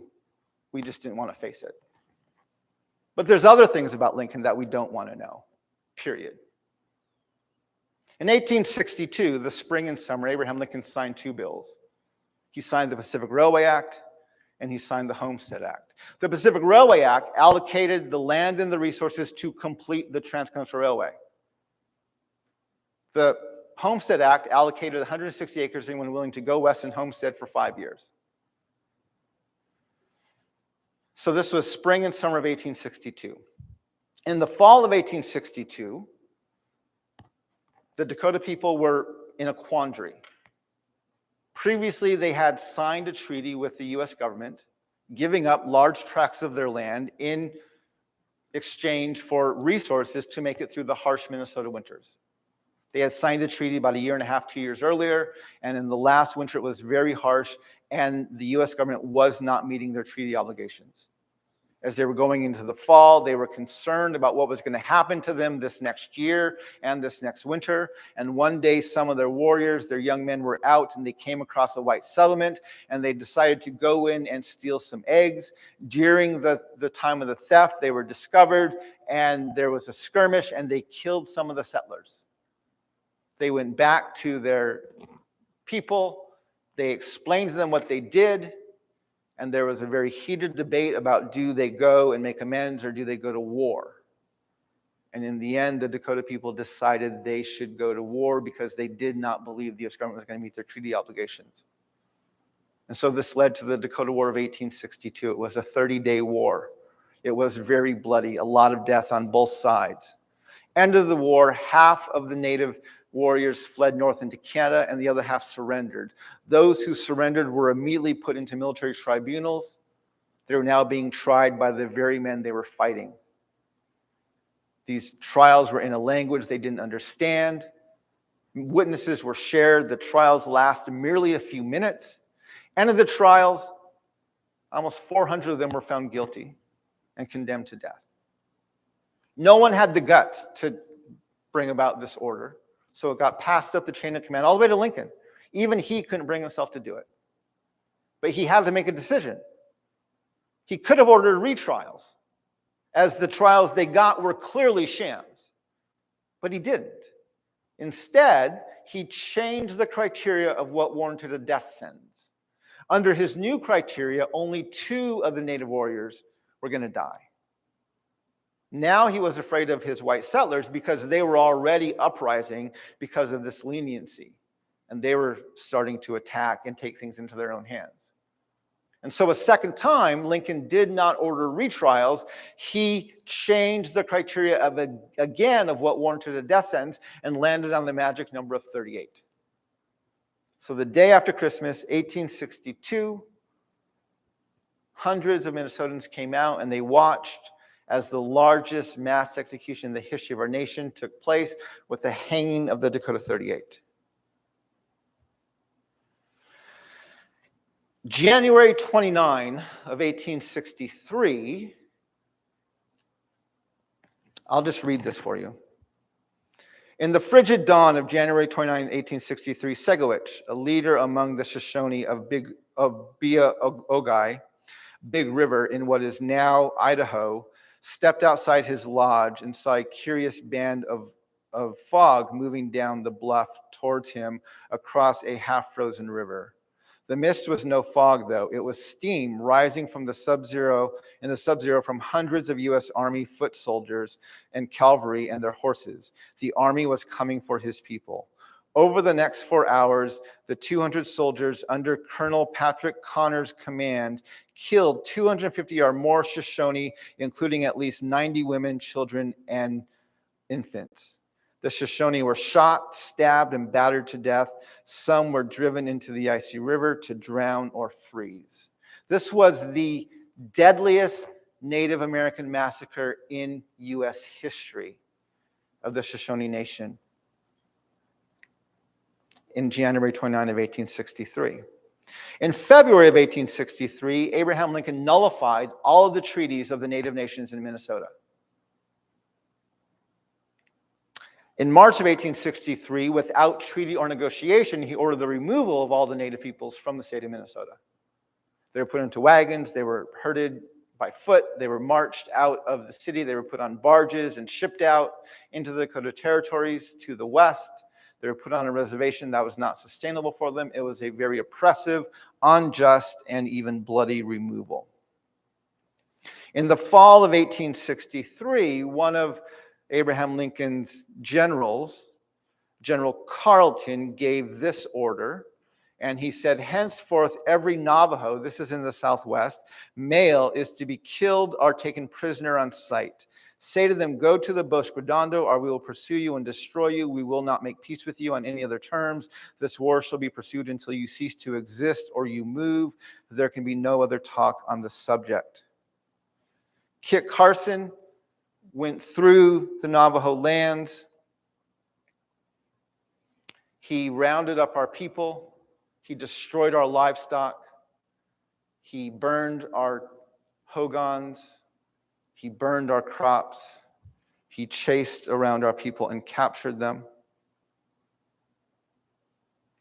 You can see this bill here. They had put in a proposal to build a reservation. They called it a reservation at Bosque Redondo. You can see in the bottom that reservation was approved on January of 1864 by none other than Abraham Lincoln.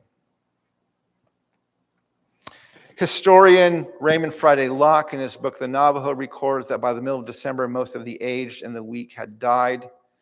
There is hardly a Navajo family that cannot remember tales of an aged grandfather, a pregnant mother, or a lame child that had to be left behind when the camp had to be quickly deserted.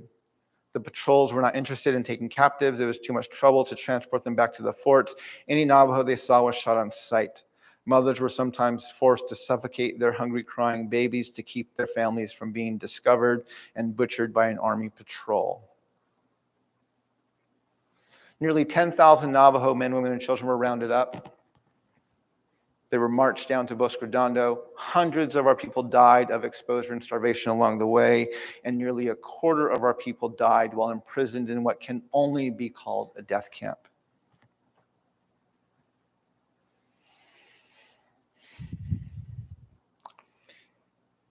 In the summer of 1864, Abraham Lincoln signed a second version of the Pacific Railway Act, which doubled the land and resources to complete the Transcontinental Railway, and it gave railway companies the mineral rights to the ground to financially incentivize them to work faster and complete the railway quicker. In November of 1864, the Cheyenne and Arapaho were on their reservation lands in eastern Colorado. They were waving a white flag of surrender and an American flag to show they were there peacefully. A U.S. Army, a Union Army led by a Methodist pastor came over the hill. The Native warriors were out hunting that day, and so it was the men, women, and children at the camp, and he ordered all of them slaughtered. It was later reported and even acknowledged by the state that later that day, the soldiers paraded the genitalia of the Native peoples down the streets of Denver in celebration of this massacre.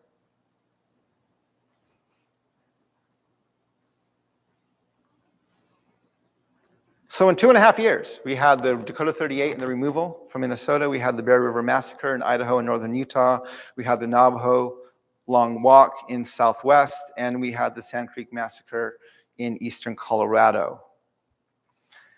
In his annual message in 1864, Abraham Lincoln pointed out that 1.5 million acres were entered under the Homestead Law, and that the great enterprise of connecting the Atlantic with the Pacific states by railway and telegraph lines has been entered upon with a vigor that gives assurance of success. By the way, this annual message was given in early December of 1864, less than 10 days after the Sand Creek Massacre took place in late November of 1864. He's already celebrating it. It makes more sense when you can see this on a map. So this is a map of the Transcontinental Railway. The primary route had made it to Omaha, Nebraska. It had to go through Nebraska, Kansas, Colorado, Utah, Nevada, and come out near San Francisco. We had a northern route that had to go through Minnesota and North Dakota, Idaho, Montana, and come out near Seattle, Washington. And a southern route going through the territory of New Mexico and territory of Arizona and come out near Los Angeles, California. So after the removal of the Dakota 38, of the Dakota and the hanging of the Dakota 38 in Minnesota, after the Sand Creek Massacre of the Cheyenne Arapaho in eastern Colorado, after the Navajo and the Mescalero Apache being removed through the Long Walk in the Southwest, and after the Bear River Massacre in northern Utah and southern Idaho, and that massacre literally took place just a few miles from where the Golden Spike was laid years later, completing the Transcontinental Railway. You can see Abraham Lincoln was just ethnically cleansing the primary routes of the Transcontinental Railway. Abraham Lincoln was a blatant, unapologetic, self-proclaimed white supremacist, and one of the most genocidal presidents in our nation's history. He's also the president who brought Thanksgiving into the modern era. Prior to his administration, Thanksgiving was more of a regional thing, and it was celebrated at different times during the fall. It was on different areas. And he issued a proclamation in both 1863 and in 1864, making Thanksgiving a national holiday with a national proclamation. The proclamation he gave in 1863 said, "Needful diversions of wealth and of strength from the fields of peaceful industry to the national defense have been scattered, have been arrested, have not arrested the plow, the shuttle, or the ship. The axe has enlarged the borders of our settlements." The axe, not the gun. "And the mines as well of iron and coal and of the precious metals have yielded even abundantly than heretofore.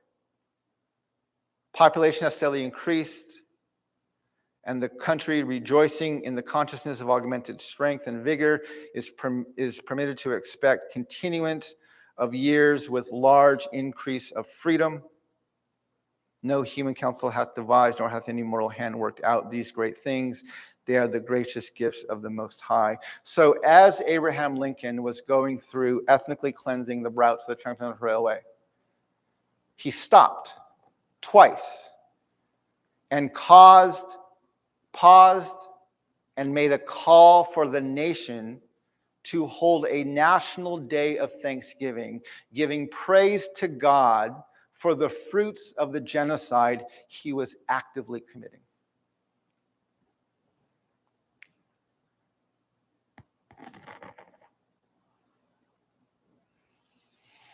It's no wonder that the memorial for Lincoln in the heart of DC is based off a temple in Greece, right?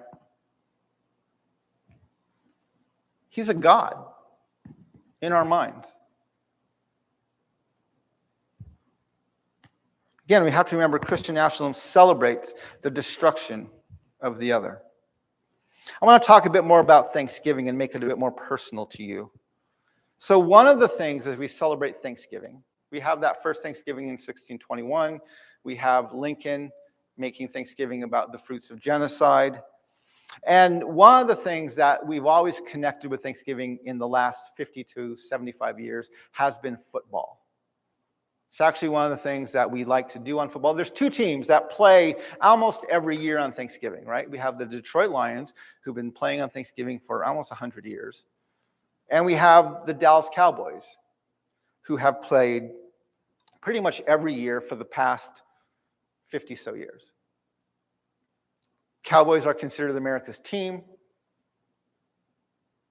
They're Cowboys. On a whim, literally on a whim, a couple years ago, I decided, I was just curious. I'm like, I wonder who they played most frequently on Thanksgiving Day. I was curious. So I looked it up and I made this chart. You can see they played a lot of teams once or twice. They had, LA Chargers. They played the Miami Dolphins about 4 or 5 times. They played the Oakland Raiders 2 or 3 times. They played Seattle Seahawks about 3 times. They played the St. Louis Cardinals 4 times. But there's one team they played 9 times. You want to guess what team that was? Washington Redskins. 9 times. More than any, almost double the highest team. And almost 9 to 10 times more than most other teams. Why? Why would they play the Redskins on Thanksgiving Day? Over and over and over again. Right? The NFL knows their product. Right? They are well aware. The Super Bowl is like a national holiday. Right? Even church is empty on the Super Bowl day, especially if there's a local team playing. Right? They know their product, they know how to market, they know how to sell it, they know what the American people want. So why do they have the Cowboys playing the Washington Redskins year after year after year after year after year, double more than any other team and almost 10 times more than most teams? Maybe they're just a good rivalry, right? Maybe it's really close, good games. Well, if you look back at all these times, you'll see that the Cowboys won 8 of those 9 times. So they won almost every single time. Their margin of victory was by almost a touchdown. So it wasn't even a very close, nail-biting game. So why would they do this then? Well, they know their market. They know what the American people want. And apparently what the American people want after they finish their Thanksgiving, again, thanking God for the genocide of Native peoples, thank you, Abraham Lincoln, they like to sit down and watch cowboys massacre Indians. Right? I found this meme. It didn't even take very long to find it, right? Some people hate Trump. Some people hate Hillary. Everybody hates the Redskins.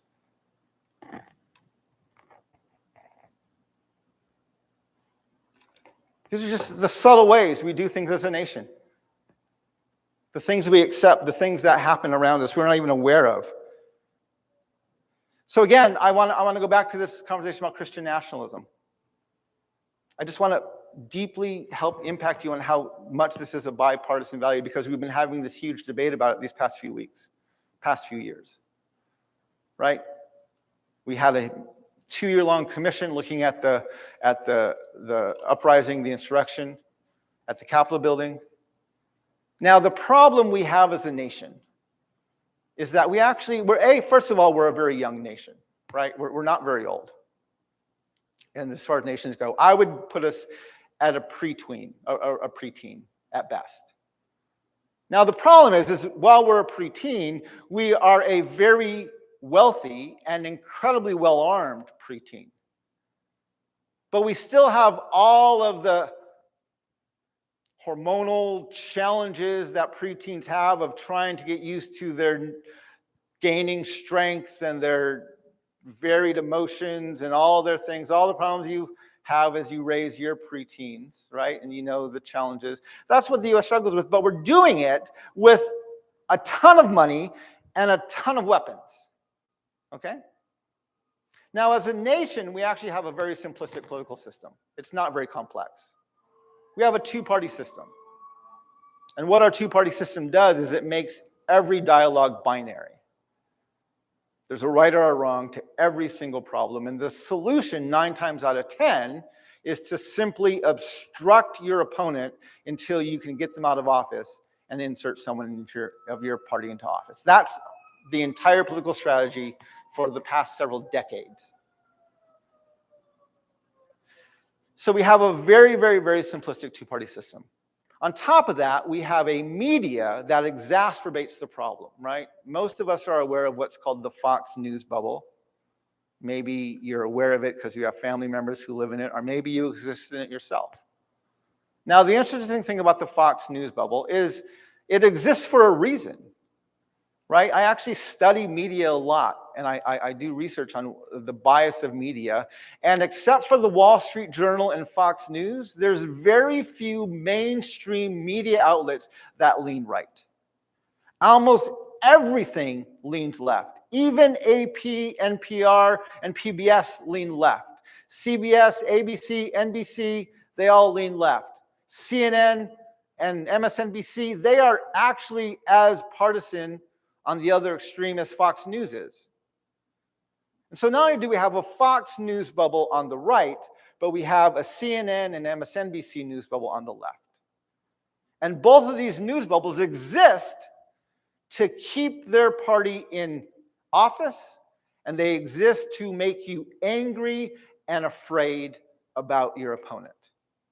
That's the whole reason they exist. And so they suck you into this news bubble. Has anyone watched, you don't have to raise your hand, but if you've ever watched either Fox News or CNN for like 24 hours straight, right? You end up wanting to do damage to somebody, right? You feel afraid, you feel paranoid, you start listening to Sean Hannity or Laura Meadows, right? And you're just like, ah!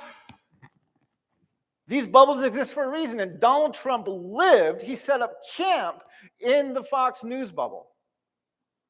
And Joe Biden has stated that he exists within the CNN, MSNBC news bubble. That is his primary source of news. So because of this, we are not equipped to have a conversation about something as foundational and important as white Christian nationalism. Because the only solutions we have and are given as options to think about is just obstruct the other party until you can get back in office. That's all it is. So, this image has been seared into your brain, correct? I didn't have to show it to you. I could just set it, and you would have pictured it right away. This was shown on every major media outlet for months, right? This was back in June 1st of 2020, not long after the lynching of George Floyd. There were protests going on at Lafayette Park, which is the park right in front of the White House. They were going on every day. That morning, law enforcement goes into Lafayette Park, and they aggressively clear the park of all protesters. Later that day, Donald Trump walks out, walks in front of the church, holds up his Bible, upside down at first, corrects it, holds it up the right way, takes a picture, says almost nothing, and then walks back. And because the majority of media leans left, he was immediately called out for exactly what he was doing, which is he was giving a dog whistle to white Christian nationalism. Removing people who were protesting racial violence by law enforcement, holding up his Bible. He didn't have to say much or anything at all. This was absolutely a dog whistle to white Christian nationalism, and he knew what he was doing. His handlers knew what he was doing, the media knew what he was doing, and he was called out for it. Now, during the 2020 election, Joe Biden ran as the anti-Trump, right? He talked about bringing civility back into the White House. He was tired of Trump doing foreign policy on Twitter. He was tired of him simplistically insulting both our allies and our enemies. And he said, if you elect me, I will bring civility back into the White House. And he was tested soon after he was elected, because on August 26th of 2021, there was a terrorist attack in Afghanistan. And several U.S. service members lost their lives in this terrorist attack. And Joe Biden had to make a statement. So in his statement, this is what he said. He said, to those who carried out this attack, as well as anyone who wishes America harm, know this. We will not forgive. We will not forget. We will hunt you down and make you pay. I will defend our interests and our people with every measure at my command. Now, had I not told you those were Joe Biden's words, who would have thought they were Trump's words? Right? Exactly the same as what the other guy said. Just a few months ago, everyone in the Democratic Party was up in arms because Vladimir Putin said that he would use every measure at his command to protect the Russian territories. And we said, as a nation, how can you say that? You're so irresponsible. You're a nuclear power. You cannot talk that way. You cannot threaten nuclear war. But this is how our president spoke a year ago. No one said anything. Again, most of the media leans left. So we have to know this is how he started his speech. He then thanks the commanders in the field and other people who are there helping to bring resolution to this attack. Expresses his gratitude for that. And then he says, those who have served through the ages have drawn inspiration from the book of Isaiah when the Lord says, whom shall I send and who shall go for us? And the American military has been answering for a long time, here am I, Lord, send me. Here I am, send me. In his State of the Union, Joe Biden used the word sacred twice. He used it once in reference to the Capitol building. This was a sacred space where he gave a speech. He also talked about our sacred obligation to care for our veterans. I do not deny we have an absolute moral obligation to take better care of our veterans, but he brought in the aspect of the divine. He said sacred. Why would he bring in sacred? Because Joe Biden believes that the U.S. Army is the army of the Lord, answering a prophetic call on par with that of Isaiah the prophet. If you believe white Christian nationalism is a partisan problem,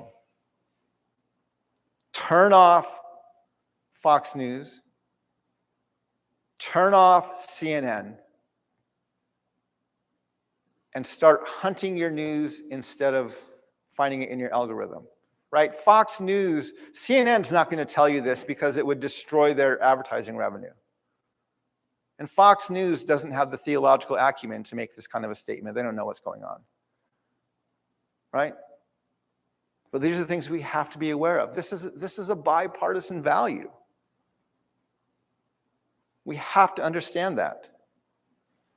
White Christian nationalism is a bipartisan value that was written into the foundations of our nation, and it has created a dysfunctional theological imagination for all U.S. citizens. Even in the church.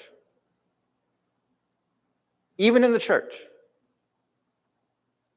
After 9/11, after, depending on if your church leans right or left, after 9/11, many churches, when they were afraid at a national level, turn to find comfort in 2 Chronicles 7, verse 14. I've heard this prayed, I've heard this preached, I've heard this read. Doesn't matter if it's left or right-leaning church. We use this over and over and over again. If my people who are called by my name will humble themselves and pray, turn from their wicked ways, then I will hear from heaven, I will forgive their sins, and what? Heal their land. Right? This statement was given at the dedication of the temple, when God was reiterating the threats and promises of his land covenant with the people of Israel. But the American church prays this prayer over and over. Every time we get afraid, we pray this prayer. You are not God's chosen people. Turtle Island is not your promised land.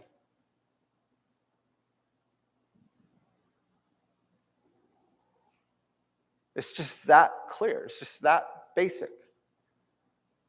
We cannot pray this prayer. Yes, we should turn from our wicked ways. Yes, we should seek the face of God. Yes, we should pray. If this is your faith tradition, absolutely. But don't expect God to heal your land. God did not give you this land. Your nation stole it through a doctrine of discovery, ethnically cleansed it, and used enslaved peoples to build it up. Right? If you have a child or a grandchild or a niece or a nephew, and they steal a bike, okay? They steal a bike.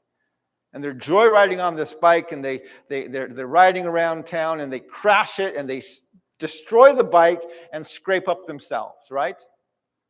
They're bloody and bruised, and the bike's broken. And you go out and you find them. Now, you will probably pick them up. You will probably brush off their scrapes. You'll probably bandage their wounds. You'll probably comfort them. And they come back to you, and you'll probably do these things to help them. But do you let them keep the bike?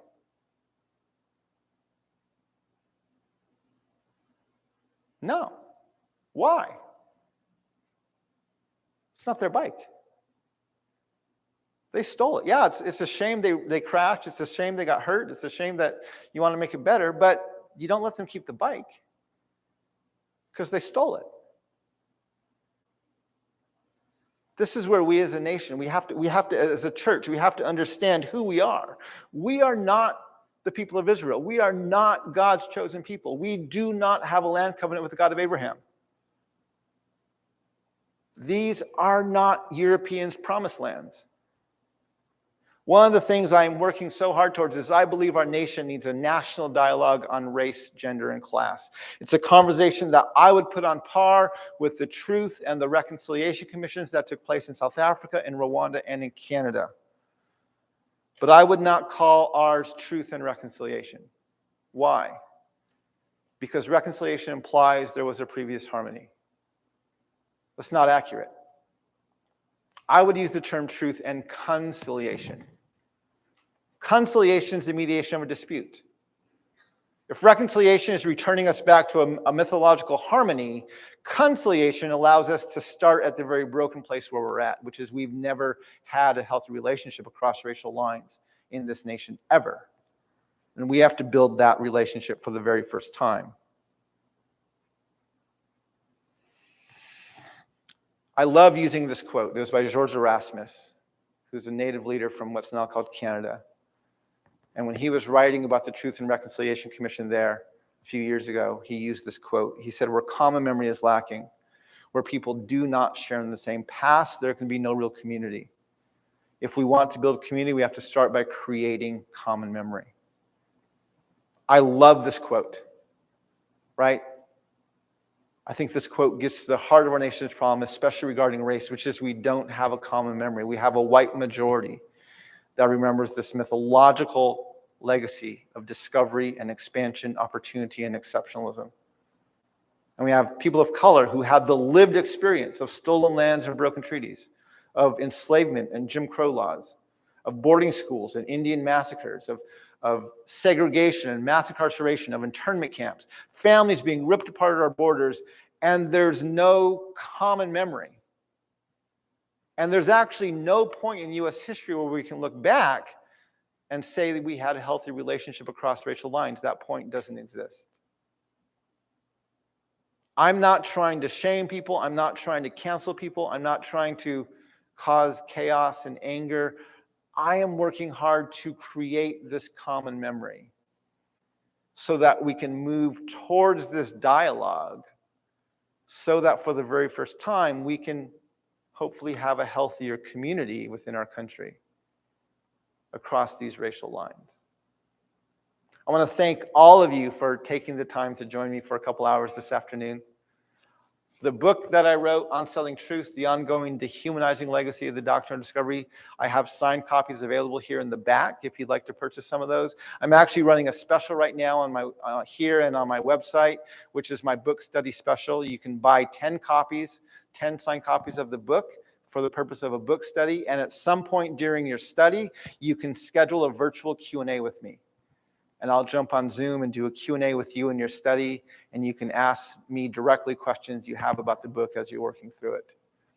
But thank you all for coming. I appreciate you being here, and I'm happy to take a few minutes now to answer some questions if anyone has any questions they'd like to ask. I know I gave you a lot to think about, so if you just need to sit and not ask questions right now, that's fine. But if you have questions, I'm happy to try to answer some.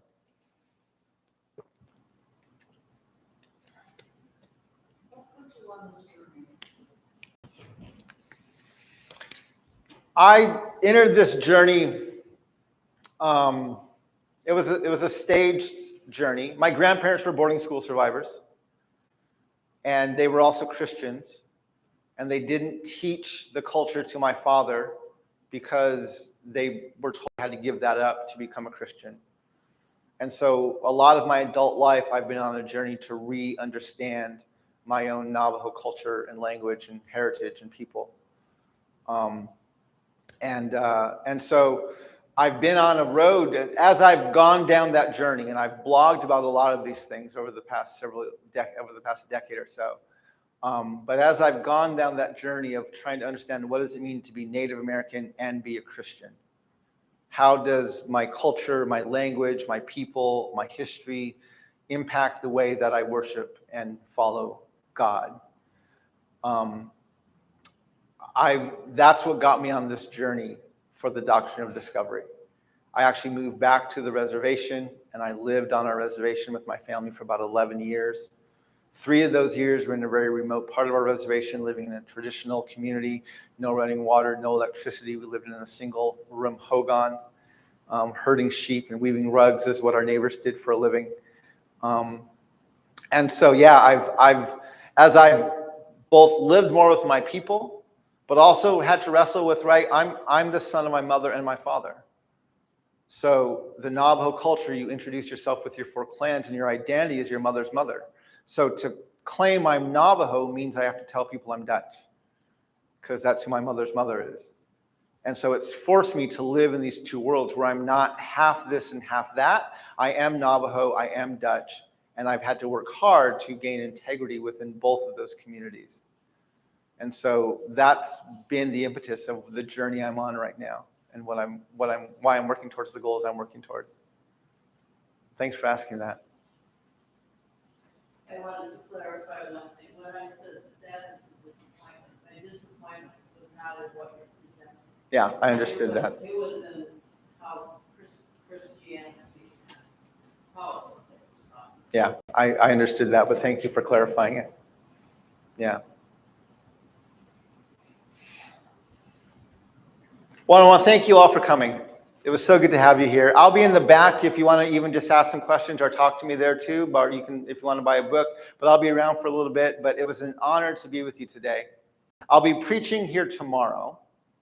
And maybe one of the questions you're asking yourselves is, how can you still be a Christian after everything you just told us? And I'll answer some of that question tomorrow when I preach. Tomorrow I'm preaching on the passage from Acts 10. And the title of my sermon is Radical Inclusivity. And so the question I've had to ask most of my life, and especially as an adult, is where do I get written into the gospel story? Right? If I'm a Gentile to the Jews and I'm a savage to Western Christianity, where do I get included in the gospel? And I'll warn you, it's not where you think it is. And so I'm going to kind of shift that paradigm a bit tomorrow. But I am still a Christian. I absolutely believe I am reconciled back to Creator through the blood of Christ. And I'm excited to have a chance to preach out of some of that tomorrow and talk with the congregation here. So I got it, everybody. Thank you. If you want to, I have several books up here. This is another book on the Doctrine of Discovery by Sarah Augustine called The Land is Not Empty. This is one of the places I point people to is Lament. This is a book of 30 women of color sharing their poems of lament. My co-author is a professor at Fuller Seminary, and he wrote a book called Prophetic Lament. I highly recommend that book. So I'll leave some of these books up here, but it was an honor to be with all of you. And thank you.